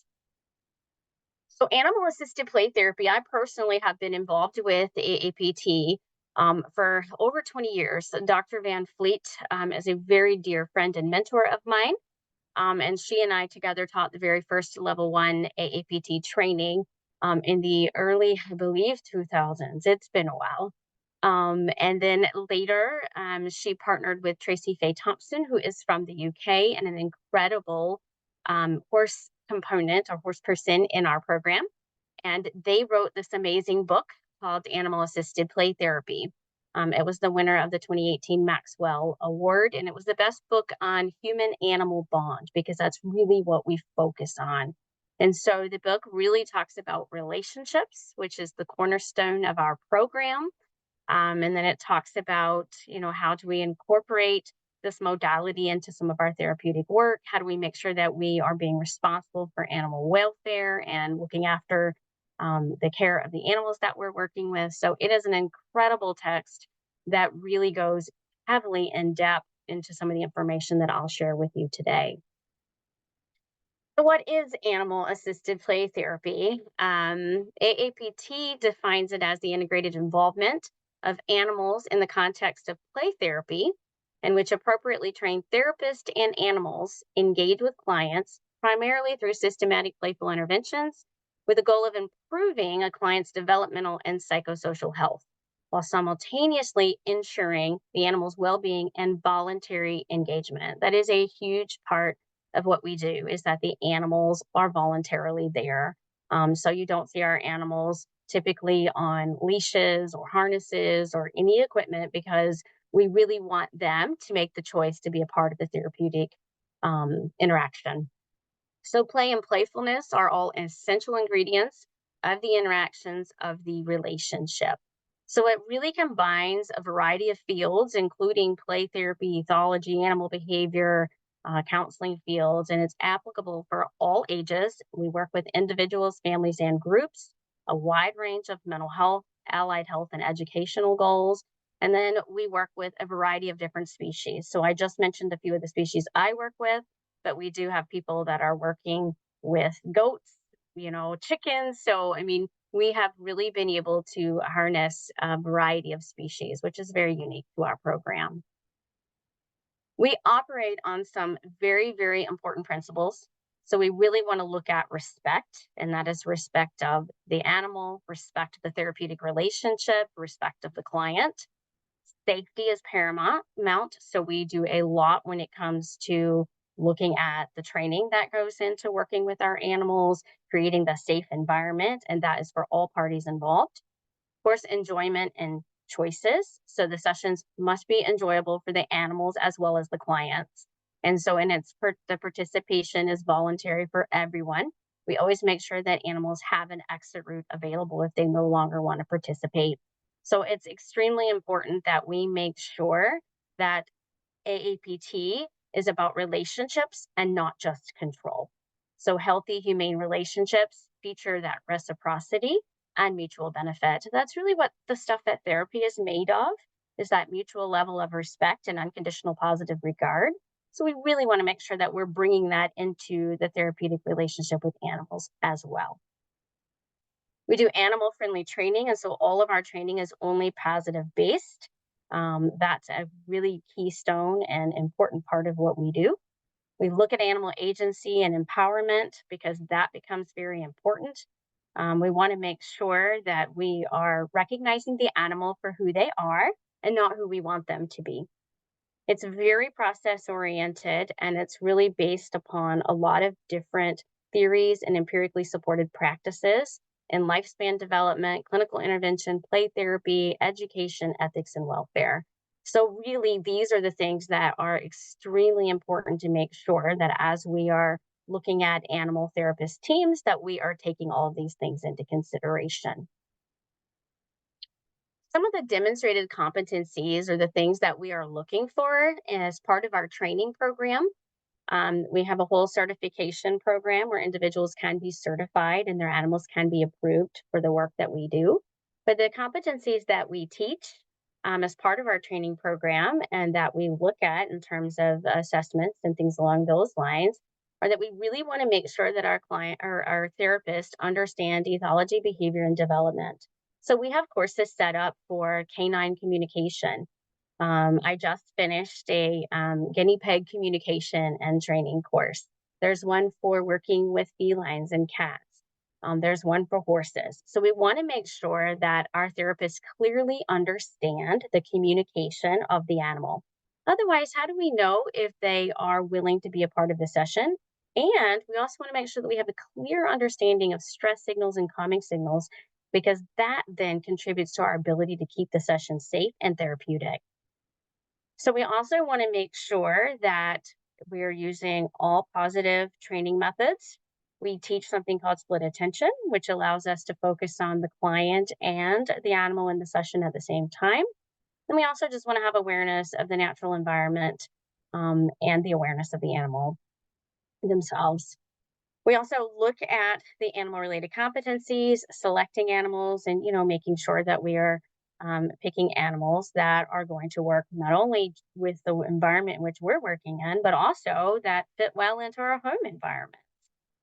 We also have something called an animal appropriateness scale, which helps us to determine, what is the level of social ability for this animal? What is the level of the ability for the animal to learn new things and training methods and things along those lines? One thing that I love about our program is every therapist for every animal that they work with writes what we call a therapy involvement plan. And that basically is a plan that indicates this is the animal's strengths and weaknesses. This is the animal's stress and calming signals. This is how much I'm going to allow my animal to work, because we have really strict policies on making sure that the animals are not overworked. I have come from a background of a lot of therapy dog work. So I've been involved with Pet Partners, and I've been involved with Therapy Dogs International.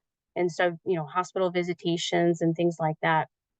And so a lot of times those programs aren't always taking into consideration if an animal is tired or fatigued. I think that has improved drastically over the years. When I first started working in the past with some therapy organizations, I'm not sure that animal welfare was as big as it is now, and I'm so grateful for that. But we really take that seriously. When animals are overworked, that's when bad things can happen, and that's when situations can become unsafe. So we definitely want to make sure that we're taking that into consideration. We also want to make sure that we're competent in terms of therapy skills, and particularly play therapy skills, and the ability for somebody to be able to plan, conduct, facilitate sessions. And then, of course, ethics and welfare. That's huge for us. We have ethics and welfare officers as part of our organization, just to make sure that we're doing what we need to do and we are following best practices. Some of the very specific benefits of animal-assisted play therapy, which some have already been mentioned in the previous presentation, certainly the emotional and psychological benefits. It really does enhance relationship, communication, and trust, reduced anxiety and stress. It does improve the rapport, and it really can help children engage and play when sometimes that's very difficult for kids, especially if they're coming from trauma backgrounds. Helps improve social skills, confidence levels of children, self-esteem. And then in some cases, I will work with clients who have fears of animals. And so we're able to work through that as well.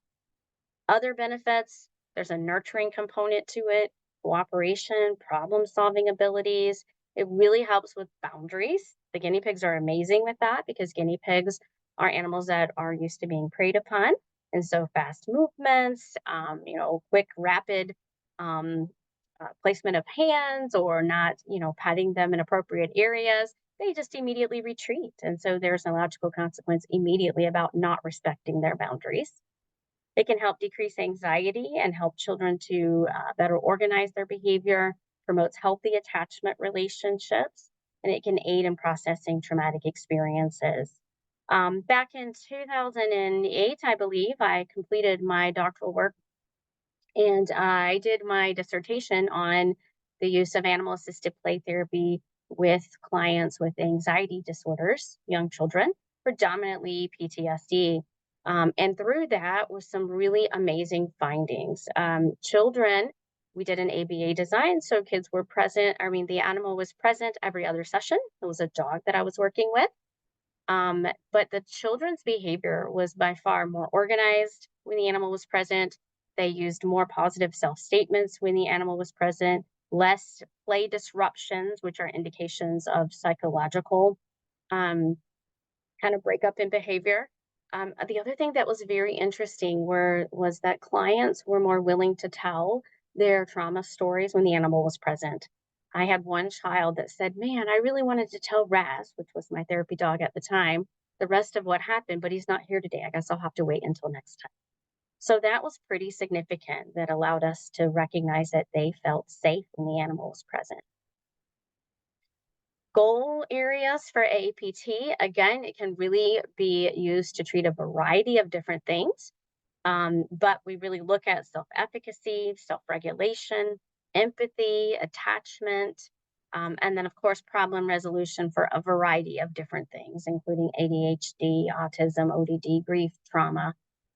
Really and truly, I have an active practice now, so I see clients almost every day of the week, and animal-assisted play therapy has been very effective for a variety of different clients that I see.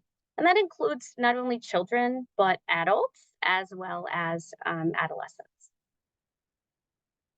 So some of our basic key principles: the activity should be enjoyable for both animal partner and child.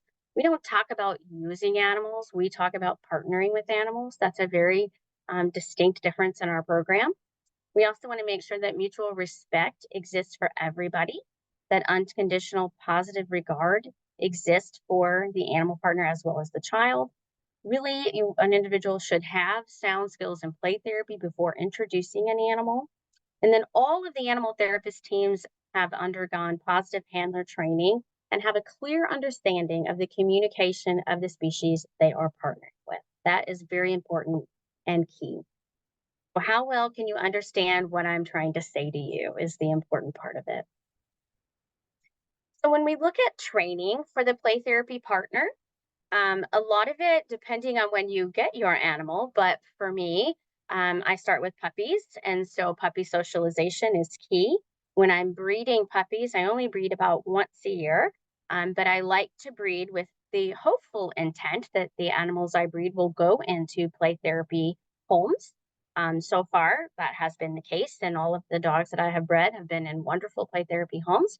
Can't always guarantee that, but there's a lot of things that I do, from the inception of determining which animals I'm going to breed, to what happens the moment they're born, to all the socialization and the work and the exposure that I do at the very beginning of that. So we spend a lot of time exposing them to toys or things that they may encounter in the office or the playroom, desensitizing them to certain sounds. Sometimes you never realize, but a dart gun in the playroom, or a musical instrument, if an animal hasn't been exposed to it, can create some type of a reaction. And then, of course, meeting new people, that socialization piece is important as well. So this is a litter of my last puppies that are now almost 2 and are working. All of these puppies are in play therapy homes and working. But I go through and have a socialization checklist, all the things I want to make sure that they're exposed to. I give them as many enriching experiences as possible, whether it's with tunnels and toys, all of those types of things. Anything that you can do early on can really help them develop some confidence as they get older.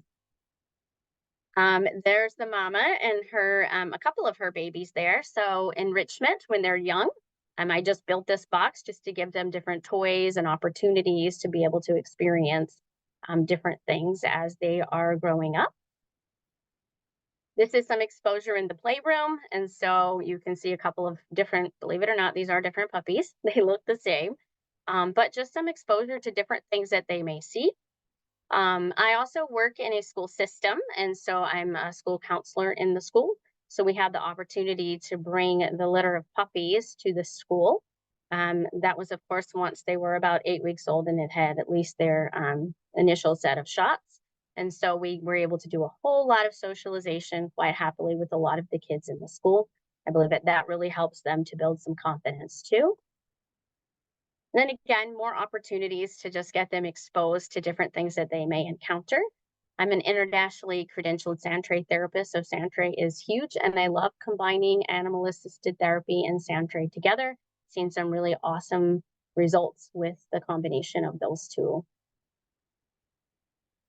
So again, a few more pictures just of them trying to get acclimated to the space that they'll be working in when it comes to play therapy. So training. Training should really revolve around positive reinforcement. We want it to be fun. We use praise. I'm a big fan of clicker training, so I do a lot of clicker training, and I start that with the puppies as soon as really their eyes begin to open and they're moving around. We start doing a lot of work with them very, very early on. As an organization, we do not believe in forceful negative corrections that will overwhelm and just confuse an animal. You know, our belief is that therapy is not based on punitive or aversive measures, and neither should the training of the therapy animal that we're partnering with. It's important to recognize good training does not just happen. It's the product of enthusiastic instructors that possess a broad base of experience with a specific species. So I always recommend, doing a beginning puppy class with a very good positive dog trainer. I'm certified through CPDT, which is the Certified Professional Dog Trainers Organization. You can always find really positive dog trainers there or in your areas. But that becomes very important because that can really set the tone for what type of therapy dog that you're going to have down the road. So using gentle, positive reinforcement to teach the animal basic cues. For example, a dog who loves praise and treats will respond well to more specific therapy dog training when they're older. So doing that early work can make a big difference.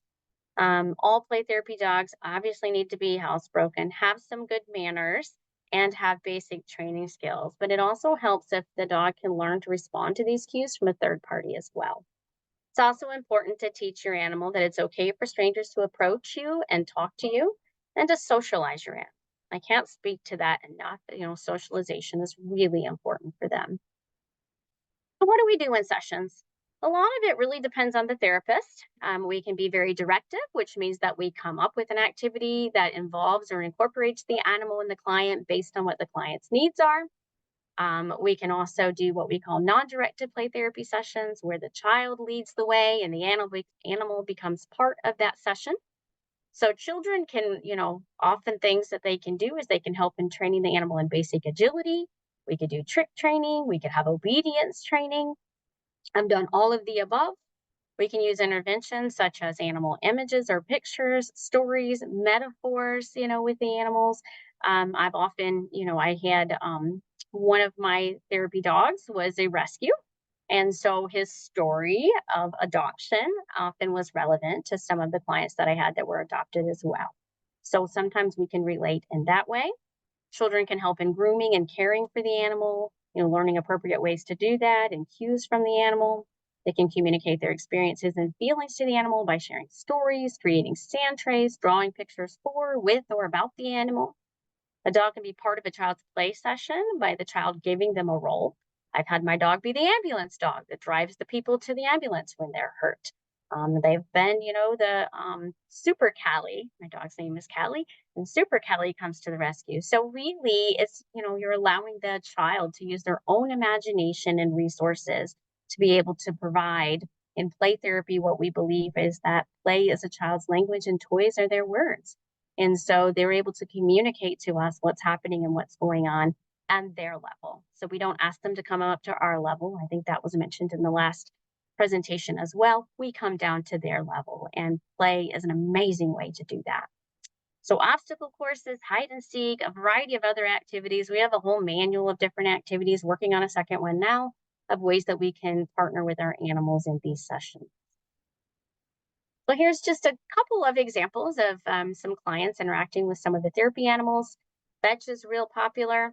Soccer, I have soccer goals in the back, and one of my therapy dogs is amazing at kicking a soccer ball back and forth. And so that's been really, really effective with clients who really are focused in on sports and working on self-esteem and building confidence.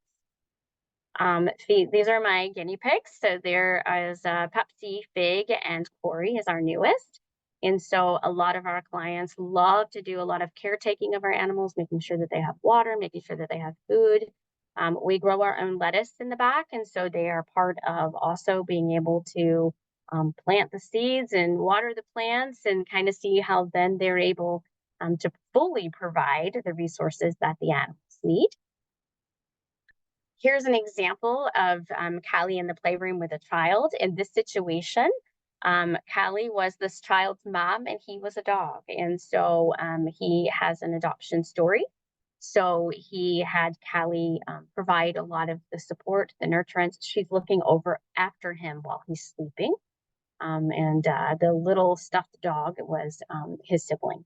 So again, sometimes you just never know what the child will decide for the animal to do in session. And if you've done good training, my dogs have really, really good instincts. And so, you know, a lot of times they will naturally engage with the client. Sometimes that might be a cue word that I give to the animal, you know, but in this situation, he went back there, he called her over, she came right over. And then he was able to kind of tell the story about what he needed from a mom. Here's another example with a little guy. He was doing some store and shopping. He ended up buying treats for Callie, but you know, notice the attentiveness, the responsiveness, you know, I mean, kids really respond to this, you know, that the animal wants to be with them. The animal wants to interact with them. The animal wants to be a part of whatever the child is doing. Just another example in the playroom with this particular child. She's playing in the dollhouse in one photo and playing with some cars in the other photo. So when we're in play therapy, we talk about tracking, where we verbally and physically track what the child is doing. So it's a reflective statement. My therapy dogs, the non-directive dogs, do an amazing job of that. They will follow the client around. They'll be there with them to support them. We talk about holding space in therapy. And so a lot of times our animals do an amazing job of being able to do that for our client. They can also provide nurturing and care to the animal. This little boy, it's interesting, when he first came into therapy, he thought dogs were disgusting. He didn't want to pet them. He didn't want anything to do with them. He also was a child who had been in and out of the foster care system, had failed adoption. So he had a lot of attachment issues. I knew we were making some tremendous progress when this interaction came up, because again, he began to develop some trust. You know, he didn't want anything to do with anybody. And that trust often begins with the therapy animal and then extends over into the therapist. So that can be a pretty amazing thing as well. Again, training agility. This is a child teaching the dog how to do a jump. Creating interventions with the animals. So this is working with some of our horses. This was a group that we did, and they had to find the feelings kind of stuffies there, I guess. And then they had their horses, so they had to manage the horses, which involves some problem solving as well. And then they had a maybe I feel this way a little bit of the time or a lot of the time. And so then they would throw it into whichever bin fit for them. This is another child teaching the yes, no, maybe buttons. And so she would ask questions of Callie and then ask Callie to answer. And so Callie would be able to do that on cue. And that can be real interesting when you're trying to do some rapport building with a client. You're asking the client questions from the dog's perspective, and then she has the opportunity to ask the dog questions from their own perspective. This is just a short video of an obstacle course with a guinea pig. that we did with a client. This was a client who is on the spectrum, and so she really struggles with social engagement. She struggles a whole lot with planning and problem solving. So this is an example of her ability to be able to problem solve and plan out the obstacle course, which she did herself, and figure out a way to get the guinea pigs through. Oh no, she's coming, she's coming, she's coming, she's coming. Oh, Pepsi's dominating the course. Go Pepsi. Whoa, look at Pepsi's got it. Whoa, she did it. Oh, good learning. You learned from past. You are putting some over there for Pepsi here. Fig. You like it? You see it? Oh, you got Fig going. Oh. Fig's going around. Oh, no. Come on, Fig. Fig. Oh, no, Fig got it. Oh, wait, don't chase him. Hey. Oh, Fig outsmarted us. Fig got the whole lettuce. What do you think could help? Yeah, Pepsi try to do it. Oh, you're leading Pepsi away. Okay, I really want Fig to do this, so Fig. Oh, you got Fig going. Fig. There you go. You really want Fig to be successful. You're going. Fig. You're going for it. Go Fig. And Go Fig. Woo. success! You got it! Oh, Yay! this little piece. Way to try again. Way to try again with that. Good job. He took the whole lettuce again. The whole How is he thing. so good at eating lettuce? They eat it fast, don't they? Well, how is he so good? Again, that's just a little bit to kind of show you that. And then this is one of my favorite videos. This is a little one. I believe she might be 3 in this video. And she wrote a song for Callie called the Callie is So Great song. So she'd been doing some non-directed play therapy work. This was a child who had severe anxiety, was pulling her hair out. To that extent, she has a lot of medical trauma. And so we were very successful in treating that through non-directed play therapy and animal-assisted play therapy. So I'll just share this with you too.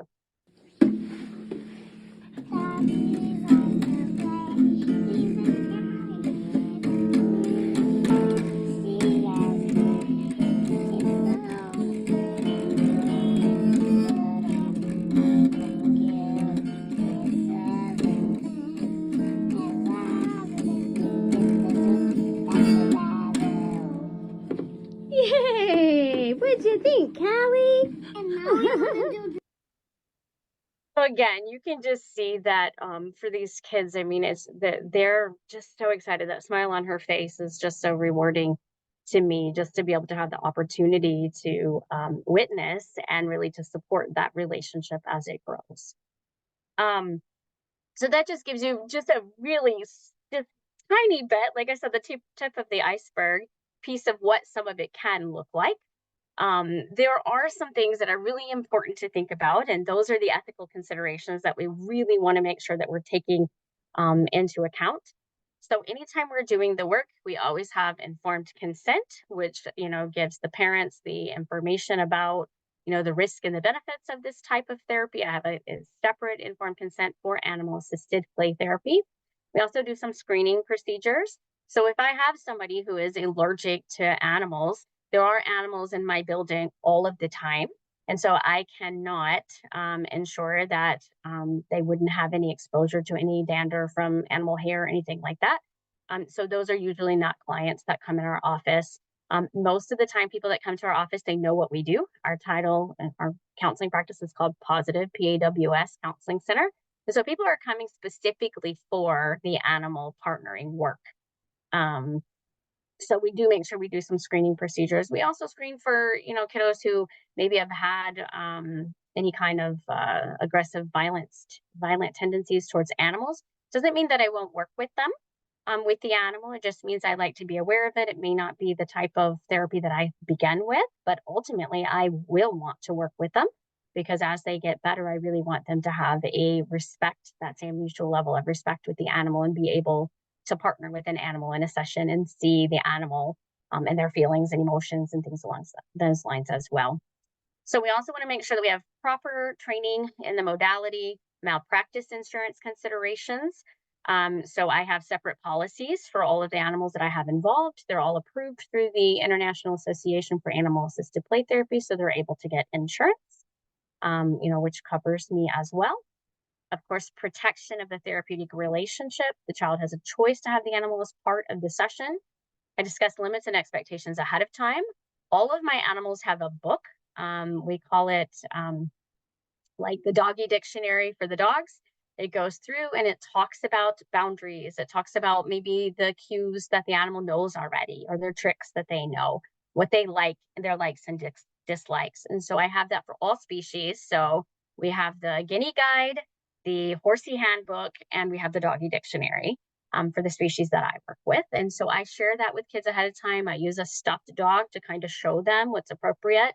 Dogs don't like to be hugged, contrary to what everybody sometimes believes. That is not comfortable for an animal.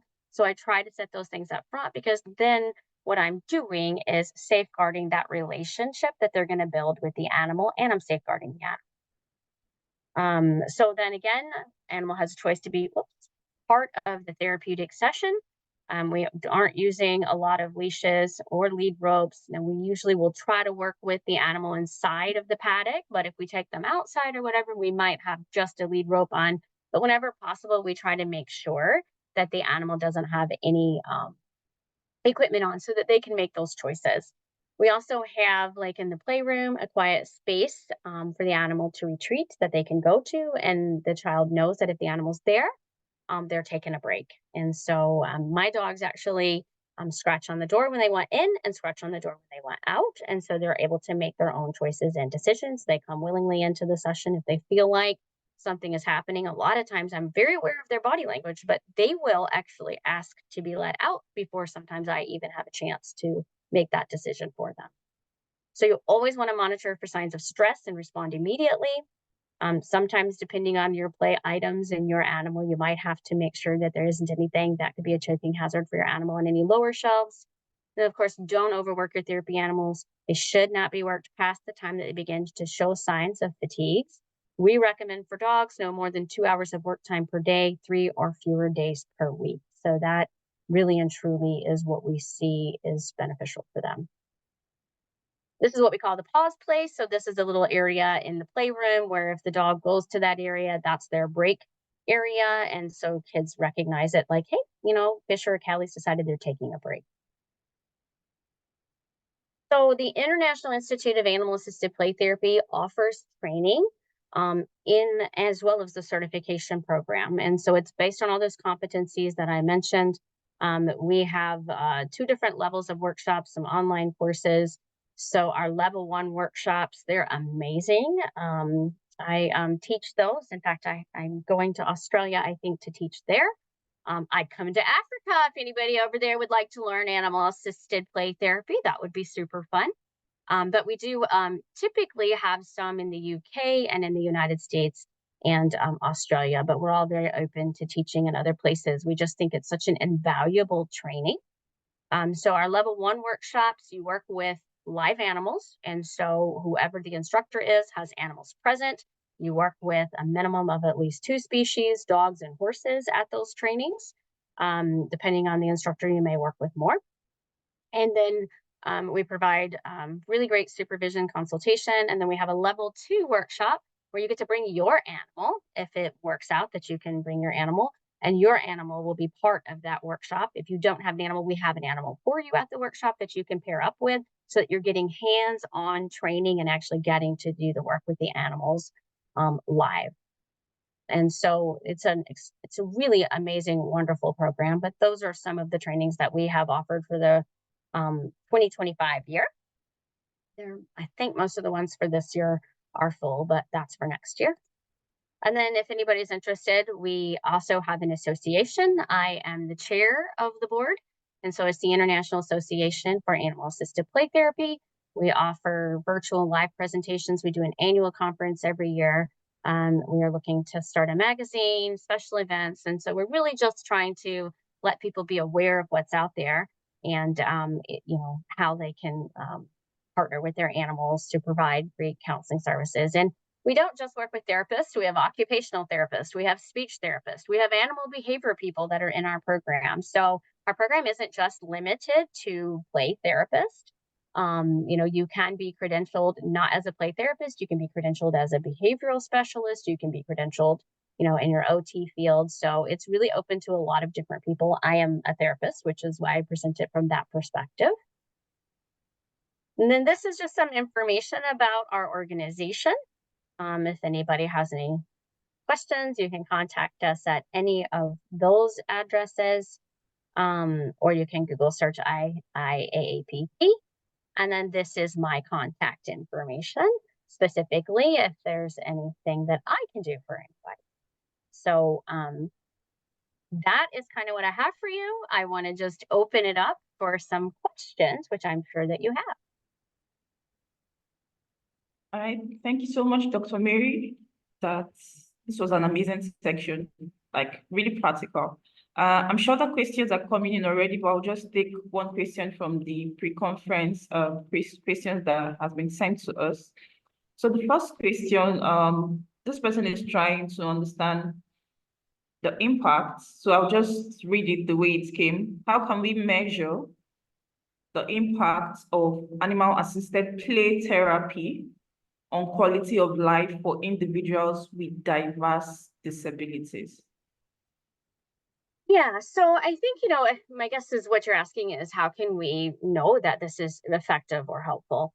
When I did the study, there is some research in the field of animal-assisted play therapy. So I think that in and of itself is very helpful. People have been writing articles. There's some case studies that are out there. And so I think the more that we do that, the better. I personally, because I do actively see clients, I have an assessment tool that I personally use to track some of that information. And so when an animal is present, what I consistently find is that those characteristics that we look for healthy play and play that is moving towards adjustment are seen more frequently in sessions where an animal is present. So, and again, you can just honestly listen to the kids and know the difference. If they come in and an animal's not here, which is very rare, but the animals do get regular baths and things like that, you never know. If an animal's in heat, I have one that I do breed, she's not here. But they're disappointed. But we have access to about 5 different animals that we work with, dogs, I should say.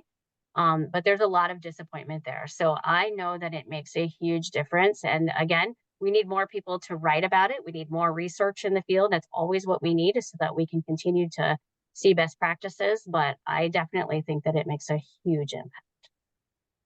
All right, thank you so much. So a previous question was asked just before we look at the questions in the chat box.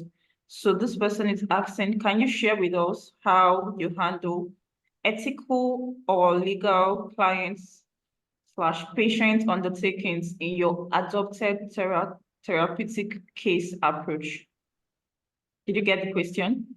I guess, is it in the chat box?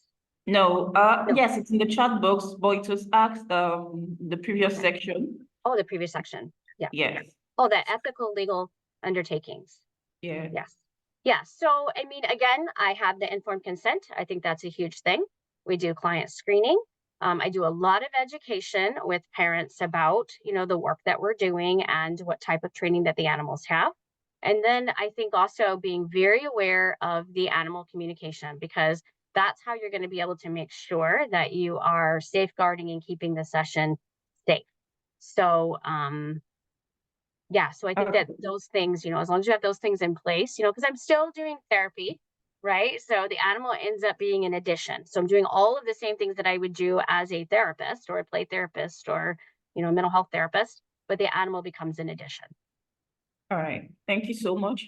Are there instances where children don't connect with animal interactions at all? Any insights, what that looks like, or recognizing it? Yes, that does happen. And a lot of times, sometimes it can be because they have trauma histories. Like I mentioned, the young boy at the beginning who was like, I don't want that dog near me. Like, I don't like dogs. They're dirty. They're nasty. And so in those situations, again, remember, it is choice by both the client and the animal. So if the animal or if the client does not want the animal in the session, the animal's not in the session. They get that choice. But what's real interesting is I'll see that in the beginning, and then they'll become more curious, right? And sometimes that's why I have the guinea pigs, because a lot of times clients who are not as comfortable with, say, the dog, You take a small animal like a guinea pig, they feel a little bit safer. So they may start that interaction first. And then eventually, a lot of times they will then be curious about, well, you know, what is Callie doing right now? Or can I see Callie? And sometimes, you know, I may show them pictures or videos or, you know, things of the animal so that they can become a little more acclimated to it. But sometimes people have trauma histories with animals. And so that's why it's important to kind of screen for some of that too. So that way you can make sure that they feel safe and they feel comfortable as well. All right, thank you. So before we go back to the questions on the chat box, previously someone asked, what does it take to get certified in animal-assisted interventions if you've had prior education in the discipline? Yeah, so I mean, it depends, you know, like in our program, like I said, there's online coursework, so there you can take ahead of time. You know, all programs are different, but you know, it depends on what your field is. So if you wanted to do therapy, you obviously would need to be a certified therapist to be able to do that. But let's say we have some people who are not therapists, but that are doing, you know, some just intervention stuff. Maybe they're working in a nursing home or in a children's home or something along those lines. Our program really does offer the opportunity for them to learn the skills that they need to be able to implement some of the interventions, not necessarily therapy, into those spaces as well. All right. So there are two questions that can go hand in hand. So the first one, the person is asking, can individuals visit your facility for a closer look? How can we get on your mailing of offering? And the other person is asking, can you share dates for AAPT training in Australia? Yes to all of those. So if you want to contact me or go to the website, you can get information about all of our trainings. And so it's iiaapt.org. And I can also put some information in the chat box when I'm done. I'll put that in there, any of that information, so that you can have that. And I'll also put the dates for Australia in there. It's in November. We were sold out, but I just opened 3 new spots. So I do have a couple of spots for that one left. And then you are more than welcome to come to the United States. I'm in Michigan. And so if you want to come here and see our facility, we would love for you to do that. So you can just reach out to me. I'll put all my contact information in the box. All right. So I think you would probably drop the updates relating to the USA as well, because someone is asking, and still related question on how can one acquire AAPT training, and is it virtual or physical? Yeah, so I want to believe all of those would, so Dr. Mary would place that on the chat box. So the next question is, you mentioned that dogs do not love to be hugged. If that is done, does it have negative implications on behavior? Yeah, on the behavior of the dog, I'm assuming maybe. So yes, and so if you have a child who comes in, and most dogs, again, you know, it's just not natural for dogs to be hugged. But if a child comes in and they grab the dog around the neck, okay, my experience is that the dog is then going to retreat and maybe not feel quite so comfortable. You may see a few stress signals, maybe a yawn, maybe a shake off. So then what I'm going to do is, again, I'll remind the child, because again, this is not uncommon. This does happen. Remember how we talked about the things that Callie liked the last session. Remember, hugs was not one of the things that Callie likes. Now I want you to see what happened. She backed away. That made her feel uncomfortable, right? So sometimes when we do things that, you know, somebody doesn't like, it makes us uncomfortable. So that can actually be related back, because usually when kids are invading the boundaries in the space of the therapy animal, they do that in the natural, their natural setting as well too. So then we'll be talking about how can we fix that? What are some things we can do? So then I might have the client give Callie a treat, right? You know, something positive, I'll pair with that. Does Callie remember that and then not like the child after that? Not typically. She's very forgiving and very sweet in that area. I once had a child though that held on so tightly and wouldn't let go. That was very traumatic. The animal that I was working with at the time wouldn't work with that child anymore. I mean, and again, those were some logical consequences. So if it happens so much and you don't stop it, I think it can definitely have a negative impact on the animal that you're working with, and then would be something you'd have to really work hard to try to retrain. All right, thank you so much. So the last question Othniel, I think Dr. Mary would drop the response to your question because he's asking, are there basic requirements for people willing to take courses in AAPT? So another question, can too much exposure to dog pose any zoonotic disease to most, especially children with low immunity? It's a great question. I mean, I think that that's one of those things that's in the informed consent, right? As a risk, it's something we have to always take into consideration. But there's a lot of things that can be done. I mean, I work with a lot of kids that have low immune systems. I've never had an issue or a problem or anything along those lines, but my animals are bathed and brushed regularly. So I make sure we wash hands, you know, before, after sessions. I wipe the dogs down after somebody has else been there. So I think there's a lot of things that you can do preemptively to cut down on that. Like I said, I've never had any issue with that. And I do work with a lot of medically fragile patients that have done amazing work with the animals. But I mean, I've taken my animals to the hospital and worked in children's hospitals and things like that too. So I'm pretty familiar with all the things that you can do to be able to reduce the risk of that. But there's always risk, and so it should be in your informed consent. I personally have not ever had any issues because I've stayed really well on top of that. But that's a great question and something that you definitely want to take into consideration when you're developing a program. All right, thank you so much. So we can see that it was an amazing section from the chat box. Everyone is sharing their comments, and we've seen a whole lot of great job, great job. Thank you. Thank you, Dr. Mary, for your presentation and for taking us through an amazing section. So we would be going to the last speaker for today, and it's going to be a dual presentation from Dr. Elizabeth Ormerod and Dr. Brinda. So I'll briefly read through their bio and we would welcome them.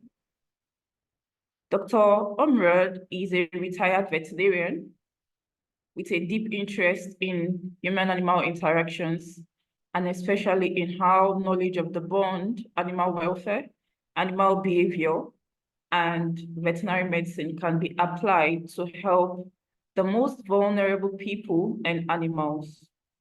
She's the chair of the Society of Companion Animal Studies, and she also co-founded Canine Partners in the UK. So she'll be taking us through the title, People, Pets, and Housing. And as well, Dr. Brinda, she is a professor at the University of Washington, Seattle, USA, a specialization in child development, psychological and medical anthropology and anthrozoology. She's going to take us through, so we have her brochure in the email sent to us already. So she's going to take us through the pet inclusive housing dilemma in Asia, trials, tribulations, and strategies of renting a home with a companion animal. So let's welcome Dr. Elizabeth Ormerod and Dr. Brinda. Thank you. Hello everyone.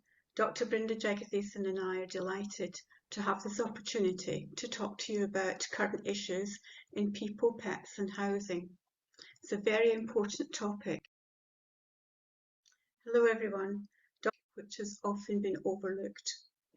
We'll discuss the benefits for the human health accruing from the bond, benefits for landlords, benefits for communities and society.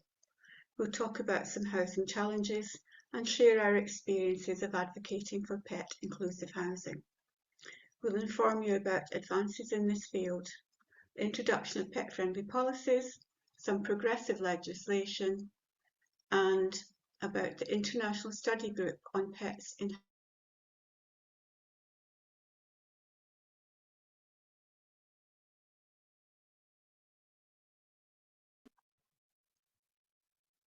the Society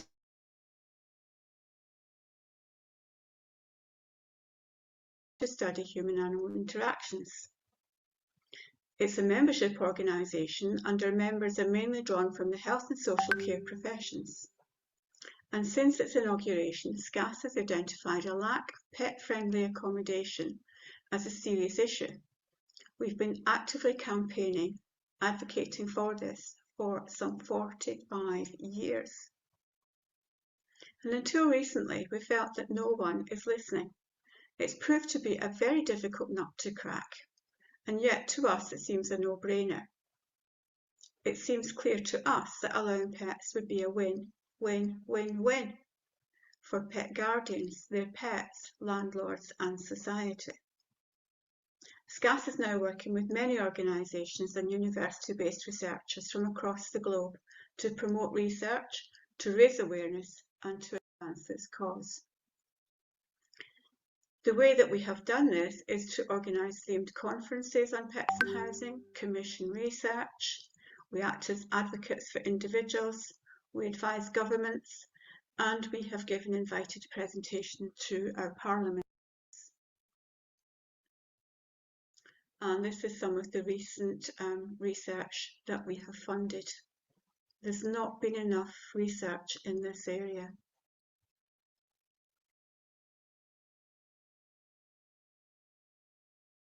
And we have two funding projects this year, the bottom two on this list.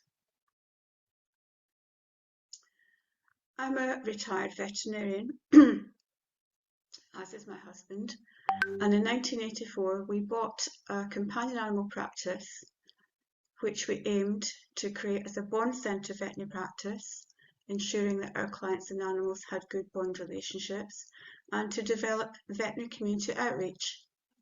4 main aims: teach animal welfare in primary schools, ensure that there were resident and visiting pets in care facilities in our town, to teach other caring professions about the human-animal bond, and to get pet-friendly housing protocol for older people in the town.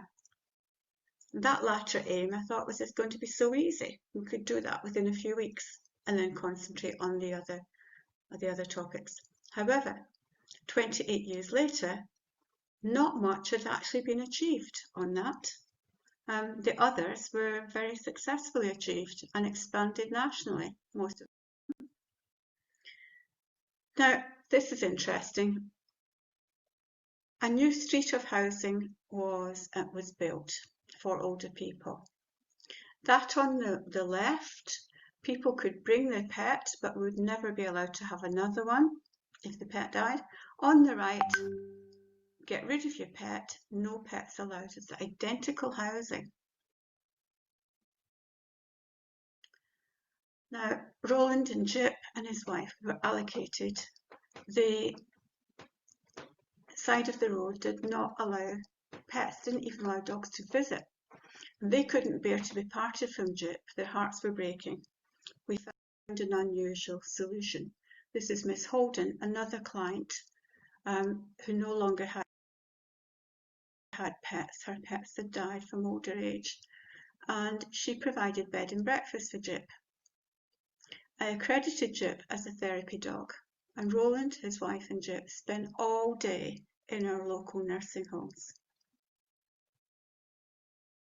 They did that for a year, and then it just got too much for them because they were making friends with other older people their age in the nursing homes, and many of these older people's health deteriorated and many died, and they found it too upsetting, so they actually smuggled their dog into the accommodation.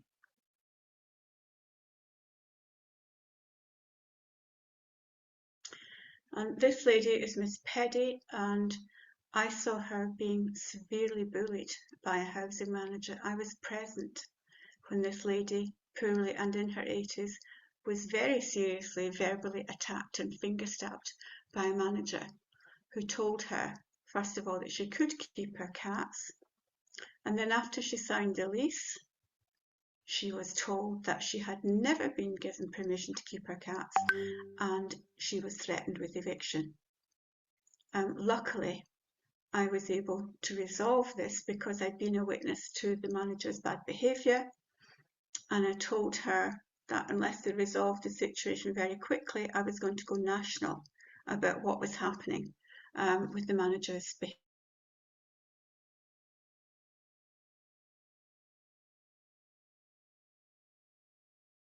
by a house, much bigger than the tiny flat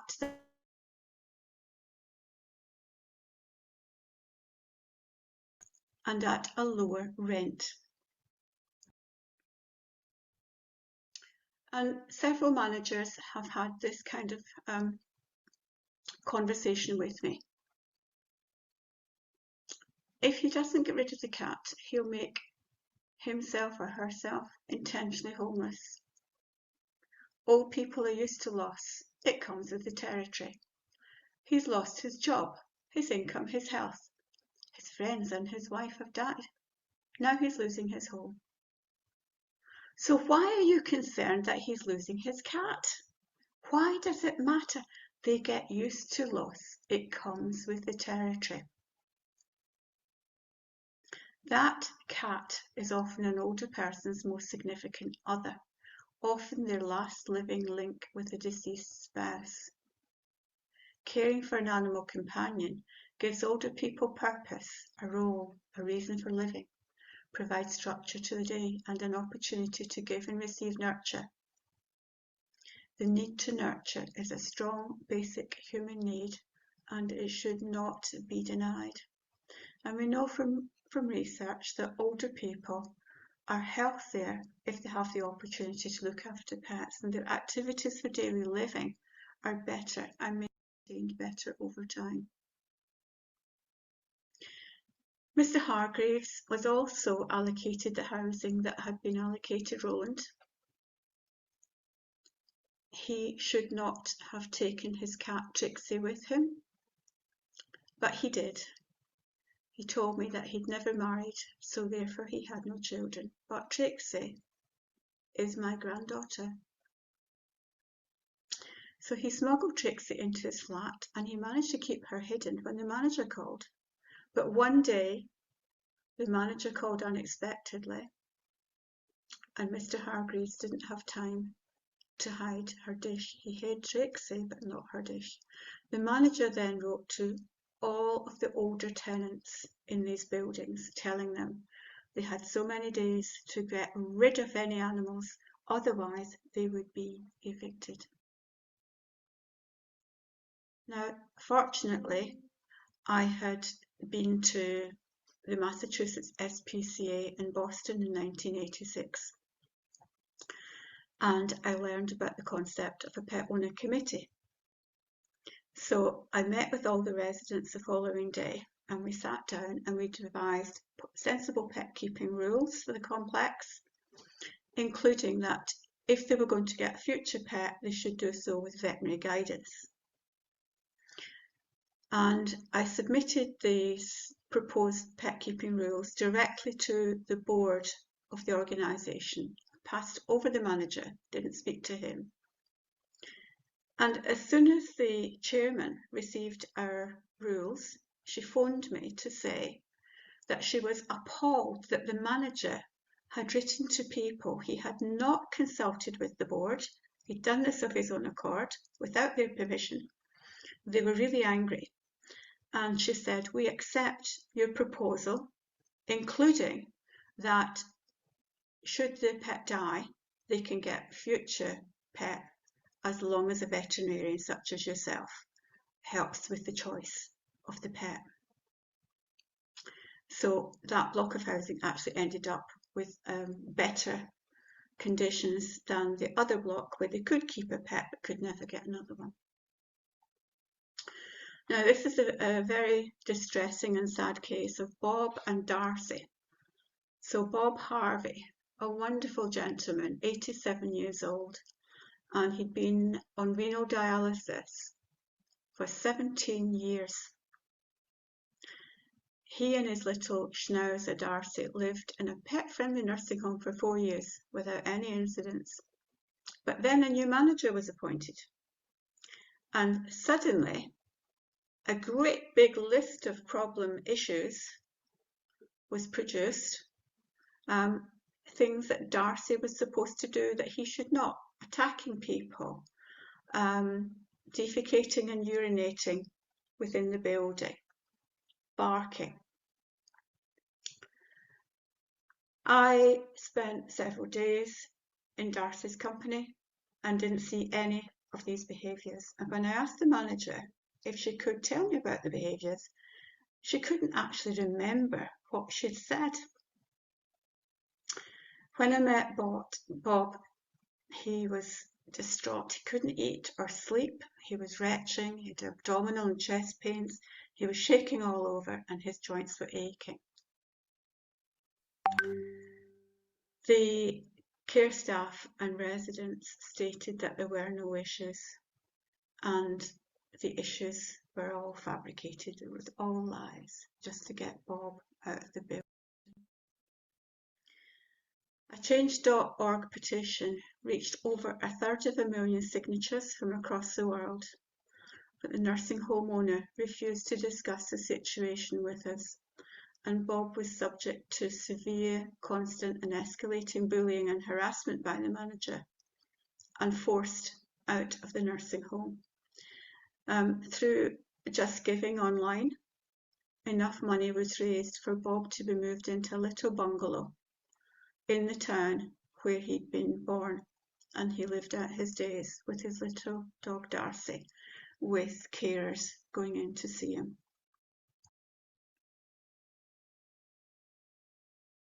SCAS instituted the Bob Harvey Award along with Fostering Compassion, and we look every year for nominations for people who work hard in an organisation or individuals to keep an older person and their pet together. So the call is out now. If you know of any organisations anywhere in the world that are doing such work, please let us know. This is another very distressing case. John Chadwick, a vulnerable man, needed accommodation, and he was offered a flat where he could not take his pets. He had previously been street homeless and he had mental health issues. So he had to choose between having a home or having his pets. He didn't feel able to live street homeless again. He chose the flat. If he'd refused, he would have made himself what in Britain is called intentionally homeless, and no more homes would be offered. So John moved to the flat and a few days later was lost to suicide. His good friend Dee Bonnet campaigned for years and was successful in getting his borough, Maidstone Borough, to introduce a new policy, the John Chadwick Pet Policy. So now pet owners are offered pet-friendly accommodation and they are able to refuse accommodation that won't let them keep pets. So they're not making themselves intentionally homeless. And we would like all local authorities to adopt this to keep people and the pets together. So these are some of the documented health and social benefits for older people and for care facilities. One of the most significant findings is the cardioprotective effect, which includes a 30% reduction in heart attack and stroke and improved survival following cardiovascular attack. As I said, older people have better scores for the activities of daily living. Pets mitigate against loneliness and depression, which are really serious problems in our countries. Pets promote better communication through the social lubrication effect. And people who have pets are happier, more compliant, less stressed and less aggressive. This is particularly noticed in nursing homes and other centres such as prisons. Older people with pets have less need for psychotropic medication. The presence of the pets normalises facilities, enhancing the therapeutic milieu, and we find a reduced staff turnover. Erhard Olbrich eminent professor, late eminent professor in Germany, made this very profound statement. And you'll have access to this afterwards, so I'm not going to read it out, but he says people need to have contact with other living organisms to maintain our health. We have a problem in the UK with homelessness, and the lack of pet-friendly housing in the UK is a driver for homelessness. Currently, only 4% of private landlords in England advertise properties as pets allowed, and thus many people are forced to choose between having a home or keeping their pets. Once living on the streets, they're in a catch-22 situation, as few UK homeless hostels currently permit pets, so they can get stuck living on the streets. But this is now changing, as several animal charities are working with the hostels to show them how to introduce pet-friendly policies. There is a paucity of research on pets and housing. That's beginning to change. We are getting more studies undertaken. So these are some of the ones that we've funded. These are recent ones. So we've been looking at the experiences of landlords, trying to understand the landlords better, how to challenge accommodation.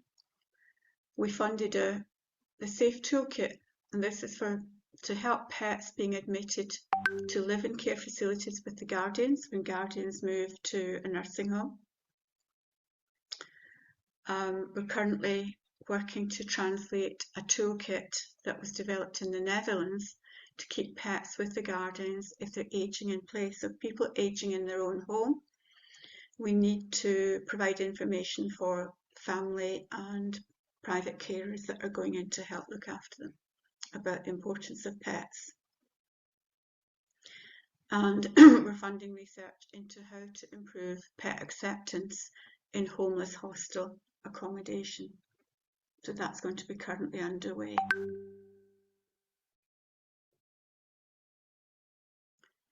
So looking at the research that was done, the first one on the list was actually conducted by law students at the University of Northumbria and at the Open University. And they produced a lovely document. Some of the findings were, as I said, a paucity of research on pets and housing issues. When they did their research a couple of years ago, only 7% of English landlords were providing pet-friendly accommodation in the statements. That's now gone down to 4%. They found that the pandemic has exacerbated problems. Firstly, it increased the number of people keeping pets because people were lonely and they adopted mainly dogs and cats to keep them company. But also because of the pandemic, people lost income and couldn't afford to continue to buy houses. So there's been an increased demand for rental housing. And they also found that low earners are disproportionately affected by the lack of pet-friendly accommodation. Very importantly, housing issues are a common cause of pets being surrendered to animal shelters. For many shelters, it is the main cause or the second main cause. And currently in the UK, 1.2 million cats and over 660,000 dogs are admitted to UK animal shelters every year. They found that landlord concerns were about smell. Pets might smell. There might be property damage. They're worried about animals being untrained. Concerns about possible complaints of noise to neighbours. And their property they think may be unsuitable for pets. They asked landlords what they thought the benefits of pets were. And this is very interesting because they recognised a lot of benefits. including that tenants would be more likely to be honest, a reduction in level of crime, and improved social aspects of the local neighbourhood. And people can form better relationships between neighbours if they have pets. Now, this has actually been proven. The presence of pets improves social capital. Pets have actually been identified as the greatest creators of social capital, which means safer neighbourhoods where people help each other and where there's less crime. Pet owners less likely to have some illnesses, so they may have been aware about the cardiovascular benefits, and stating that yes, pet ownership can improve child development. Again, this has been proved. Tenants with pets more likely to remain in rented accommodation. Again, this has been proved in research. And this is very beneficial for landlords because it means there's a lower turnover of tenants and houses being empty for less time and not having to advertise and interview people, so it's cost savings. Improved mental health, companionship for older citizens. So landlords do understand the benefits. I was actually quite surprised at the range of benefits they understood. The benefits identified for landlords themselves. The incidence of pet damage is low, and pet damage insurance can be taken out to cover it. And actually it's been found that children and adults, people of all ages, cause more damage to properties than pets do. Again, tenants with pets tend to stay longer, less tenant turnover, and that saves costs. Landlords can get greater income from renting to pet owners. So some of them do this by charging a pet rent, which we strongly disapprove of. And it's easier to find tenants because over half the population have pets. And we should all be aware that some tenants will ignore no pet clauses. So if a landlord has a no pet clause, some people will ignore it. And it's actually it's safer for a landlord to allow pets and have rules than it is to have the chance of somebody ignoring pets and there not being any rules. These are some of the organisations that SCAS is working with on pets and housing issues. It's better to work together on a topic, much better. We're making more progress now.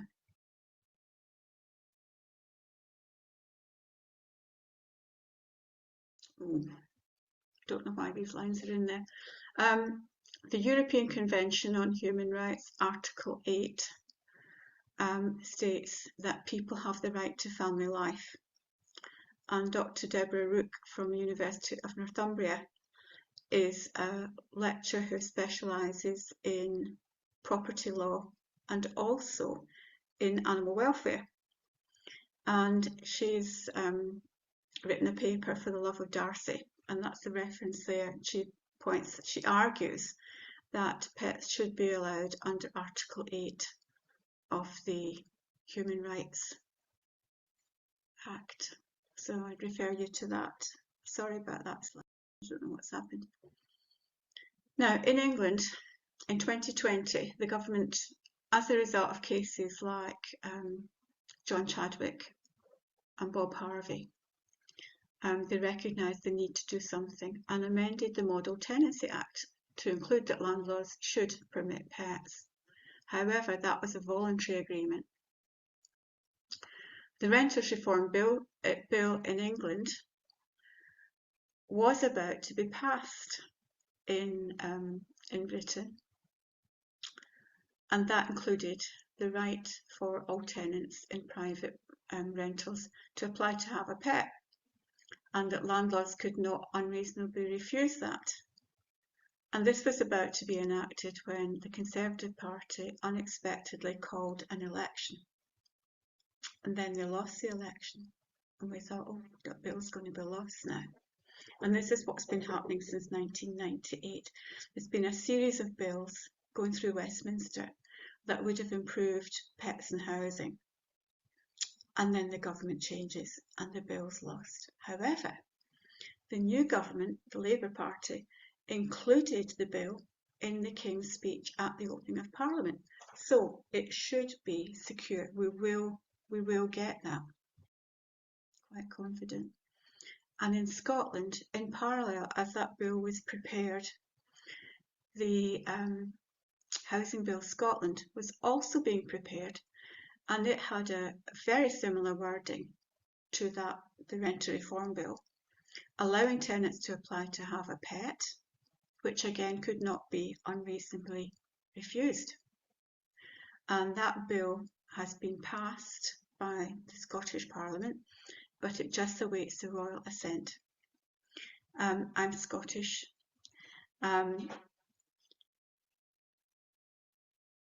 We have legislation in Scotland that's devolved. So certain parts of the running of Scotland, we don't depend on English law. And one of those aspects is housing. So we can introduce our own laws on housing. And the other thing about Scotland is we don't have an upper chamber. So if a law gets passed in the lower chamber, if it gets passed in the chamber, it's passed. In England, laws have to go through the House of Commons, then they go to the House of Lords, then they come back to the House of Commons. And it's this delay that has caused us to lose these bills when the government changes. The bills are prorogued, they're lost. So this is just a little bit about me. I'd be very happy to hear from anybody that wants more information on this, or contact SCAS. That's our SCAS website at the top. I thought my email address was at the bottom of this. You'll get it through SCAS anyway. If you write to SCAS, you can get and put in touch with me. And remember, if you have any organisations that are working hard to keep pets and older people together, please nominate them for the SCAS Bob Harvey Award that we're doing in conjunction with Fostering Compassion. Thank you so much.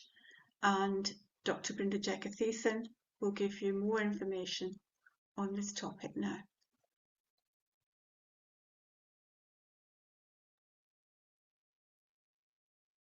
Okay. All right, thank you so So much. this is a two-part presentation. So I'll probably just take the second part, and then I could also give some context after the second presentation. Thank you so much.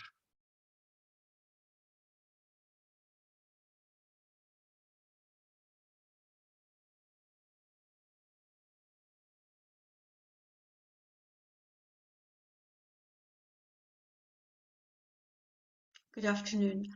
Unfortunately, Professor Brinda Jegatheesan from the University of Washington in Seattle is unable to join us today. So I am going to try to do my best to read through her slides. Brinda is a specialist in social cultural issues and the human-animal bond. And this is her presentation on social, cultural, legislative and policy issues and its impact on human-animal well-being. The Asia-Pacific region and the Middle East are geographic areas Brinda is very familiar with and knowledgeable about, including the cultural ways of life with dogs and cats as companion animals. Brinda was raised and educated there and worked in many of the countries in this region for some 25 years, and she continues to spend regular time there with her family. An insider's understanding of living with companion animals and the religious and local views of pets, customs, norms and regulations are vital.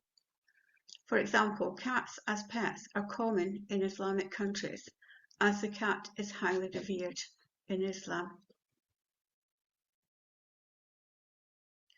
Key issues that will be included in this presentation are the socio-economic, cultural, religious perceptions and the impact on human beliefs and behaviour towards pets, the role of media and its influence on negative and/or positive beliefs, legislation and policies on pets and housing, and the effects of ABC on renters, landlords and related committees, quality of life of humans and pets, with examples in Asia Pacific, rental and owned public and private housing, the impact on people's mental health, the impact of well-being on pets living under pet-unfriendly housing policies, and everyday life with our pets, impact on quality of human-animal interactions and lifestyle. So some perceptions. Black cats and black dogs have a lot of superstition around them. They symbolise ill omen, evil and witchcraft. People regard them as being inauspicious, unfriendly, aggressive and unsuitable as pets. Whereas the little white dogs below, they are highly regarded. The larger dogs on the left, many people fear larger dogs, regarding them as being unfriendly and aggressive and unsuitable as pets. Some people do keep them as pets, sometimes as house pets, often as guard dogs. And little crossbred dog, like the one above, they're not regarded very highly at all. So there's an image there of dogs that are regarded as the cute breeds.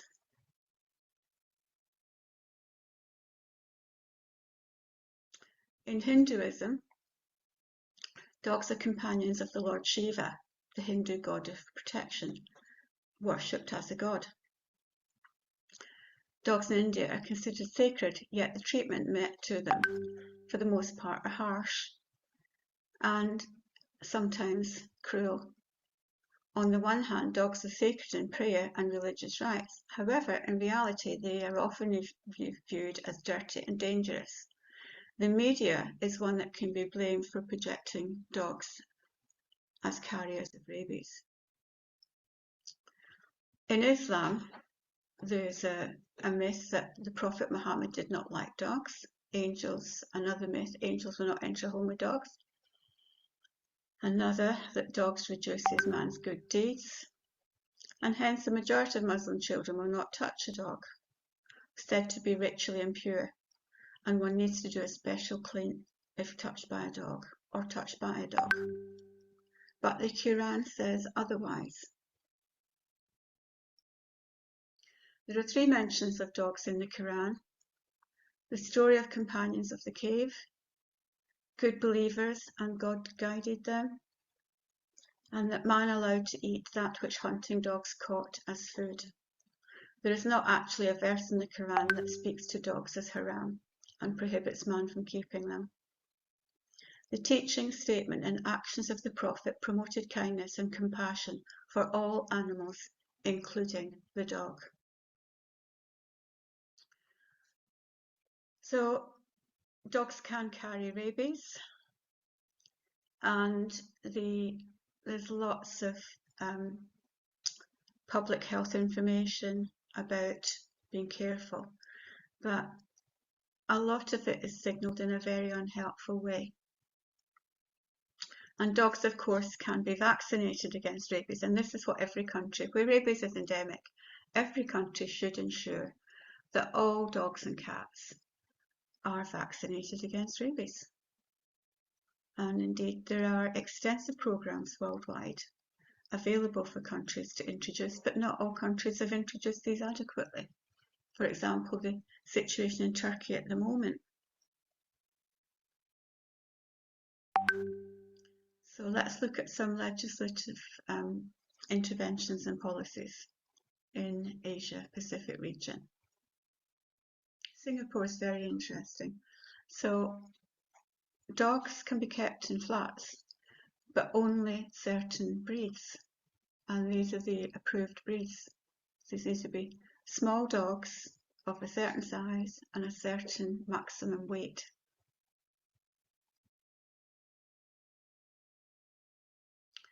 But recently, this has been expanded in the Adore project, adoption and rehoming of dogs, to allow HDB homeowners to adopt a local mixed breed dog, a Singapore special. Only dogs adopted from 5 participating shelters qualify for the scheme. So before people get a dog, they actually need to check that immediate neighbours are open to someone having a dog, and then they sign a declaration of responsible pet ownership, and the pets are vaccinated, neutered and chipped, and they get a licence.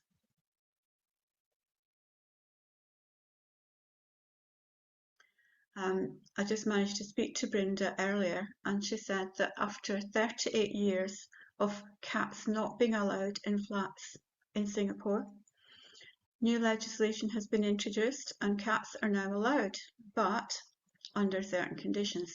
So these are flats with balconies, and the balconies must be screened to protect the cats. So measures must be put in place so that the cats can enjoy a good quality of life and exhibit normal behaviour, but be kept safe by measures such as screening the balconies, and they need to have a sand pit, they need to apply to have a cat, and then there would be unannounced inspections to check on the cat's welfare. But this is a huge improvement after 38 years of cats not being allowed indoors.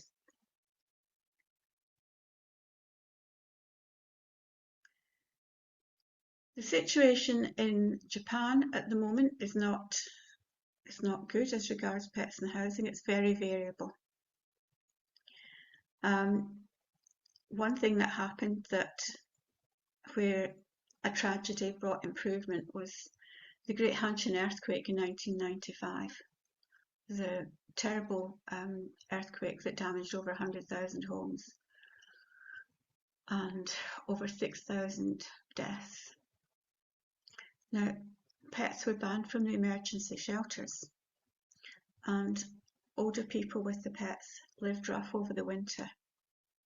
Then new homes were built the following year, but the pet owners still refused to move in. And I met the housing officials, and they told me they could not understand why people had to refuse the housing until they went to meet them.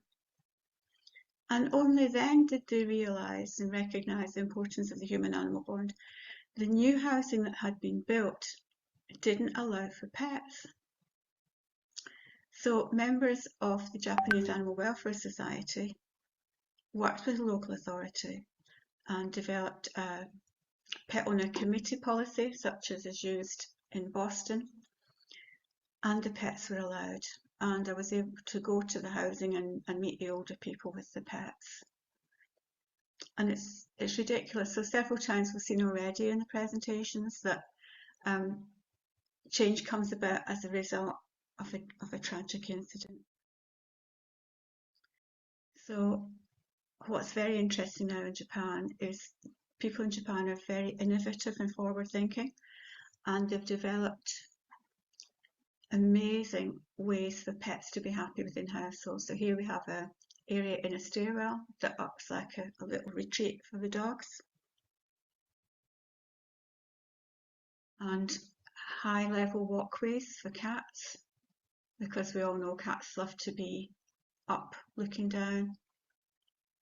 And quite commonly in the bathroom, there's the bathroom for people and the cat litter tray. Often you'll see the human shower, and next to it the shower for the pets.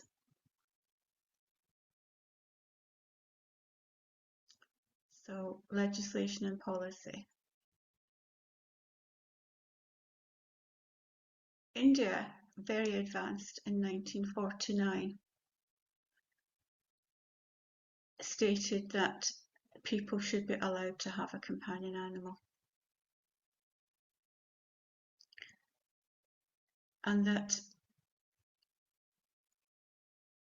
a message out to housing associations. The Resident Welfare Association or Management Committee must remember that units are, after all, privately owned segments, and keeping a permitted animal is not against the laws of the country. Not allowing pets in an apartment complex or housing society is considered to be a direct violation of the Constitution of India. It's very important what we can learn from other countries. I can't go through all this with you, but you will have access to the presentation afterwards. Again, this is really, really important.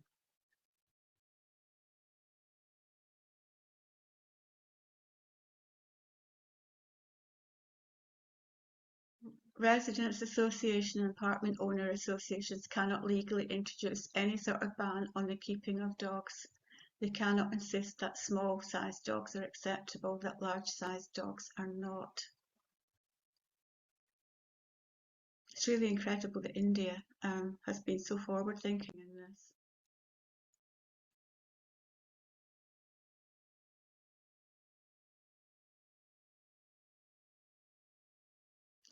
So these are all the things that come into play around pets and housing issues, and it is quite complex.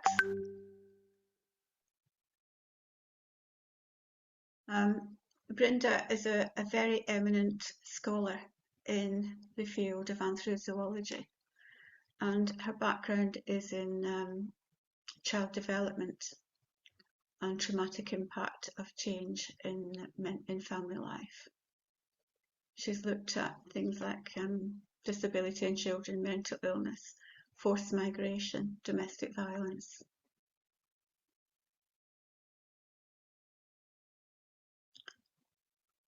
And she's written extensively about the human-animal bond in different situations. I just want to take the opportunity to say a little bit about the International Steering Group on Pets and Housing Issues. A few years ago, SCAS recognised the need to collate global information about pets and housing, and we instituted this steering group. We now have over 20 members,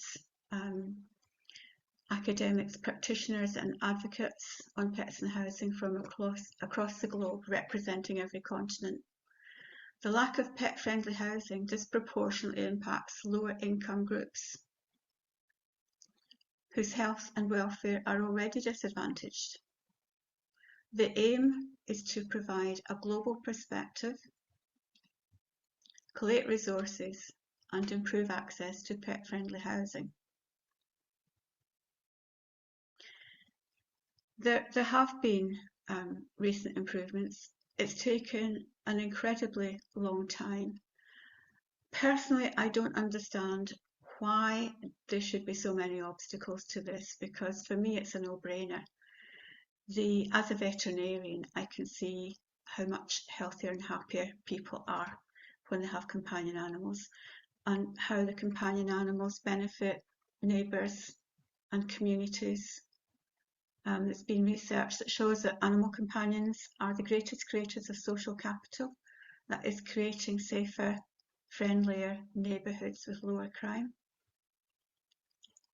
People are healthier, much healthier, especially with improved cardiovascular health and a third less incidence of heart attack and stroke. And should there be a serious cardiovascular attack, they're more likely to survive. And we ascribe this to the role of oxytocin, which is a major regulator of the cardiovascular system and is elevated when we interact with companion animals. So the countries that have taken steps include India, as we said, with its statements in 1949 in the Constitution of India. In 1970, France enshrined legislation that everyone should have the right to have a companion animal, provided they can properly take care of it. Landlords are banned from prohibiting pets, though if pets are causing a problem, then they can actually take steps to remedy that. The USA in the early 80s introduced legislation for older and disabled people. If living in any accommodation that gets any support from the government, which might be reduced insurance policy, any benefit at all, then they cannot prevent older and disabled people from having an animal companion. The USA also has legislation that applies to public housing. And then in some cities, there's additional protections, as in New York. So if someone in New York has a pet for several weeks and the landlord doesn't object, then it's just assumed that they can keep the pet, and the law would then find in favour of that person keeping a pet. In Ontario, in Canada, landlords now should not ban pets. Certain parts of Australia have introduced similar legislation. We discussed the situation in Singapore. In Belgium, it was mooted that there would be legislation to prevent landlords from banning pets under the Human Rights Act. But what happened was that after meeting with a government minister, the Private Landlords Association themselves decided that they would do this themselves. They would bring it in as a measure for their members. So they've done it on a voluntary basis. The New Zealand government a few years ago, they instituted that all their rental housing in New Zealand, run by the government, would permit pets, and also in some cases, if the land was suitable, livestock. Some people can keep farm livestock. And in the UK, as I already discussed, we have the Housing Bill Scotland, which now really assumes that people can keep pets. They can apply to the landlord, and the landlord cannot unreasonably refuse. And we are anticipating very similar legislation in the English Parliament. Will come very soon. The measure was included in the King's Speech earlier this year. So things are improving. Brinda and I would be very interested in learning about what's happening in your countries. What's the situation? Do you have legislation? What practices are there? Do you have concerns? Can you give examples of good practice and bad practice? Please let us know, and we will share this and add to the resources within the International Steering Group on Pets in Housing Issues. Thank you so much for attending today, and I look forward to hearing from you.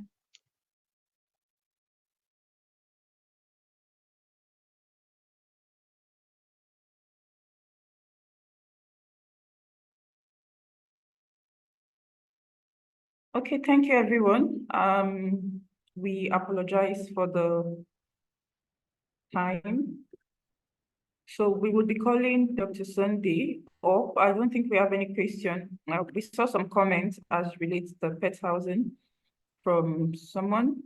Yes, from Ken. Thank you very much for sharing that link on pet-friendly housing as being a major issue in Canada. So thank you so much. And right away, we'll call Dr. Sunday for the closing, and so we can call it a day. Thank you so much for staying with us. Okay, thank you so much, everyone, for being a part of the day one of the conference. Just to give a quick background as well to the presentations that we just watched. So both of them are from, that's from Dr. Elizabeth Ormerod and Dr. Brinda Jegatheesan, and basically they were presenting about the dogs in-housing ISG, which I also am privileged to be a part of, and it's basically just trying to, especially going through the previous presentations that we've had, and they talk about the benefits that professional interactions with trained and therapy or service animals and all could give. And then there are still the issues with pets in housing across the world, which, like they did share about the case of the person who ended up committing suicide just because his pet that could probably have given him some level of mental support and all wasn't allowed to come into the listing with him. For those who were a part of the conference last year, we can see that this is not something that is just let me use the language, a Western thing, but then it's literally just across the world. We had a case in Nigeria sometime last year also, for example, of Esther Okoli, who also got a dog that was helping her with the emotional issues she was going through at the time. And then unfortunately, because the estate didn't really have any, what do they call it, any rules against dogs, but then more or less just had rules against dogs that were violent to people.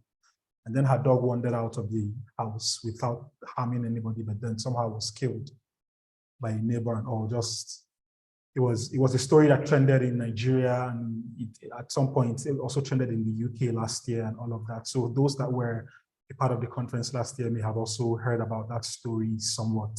So that's why the ISG has come together to see how they could help to create a white paper, more or less just giving guidelines to countries and all that may be interested in being able to have a standard way to incorporate or allow pets in-housing for people who may require pets in their homes to help them go through medical, mental, or whatever other kinds of issues that we do have. So anyway, so with that, we come to the end of the day one of our conference, and we will be, so first of all, please do remember that this is the first day. Tomorrow will be the final day of the conference. Please join in on time tomorrow as well, so that we can,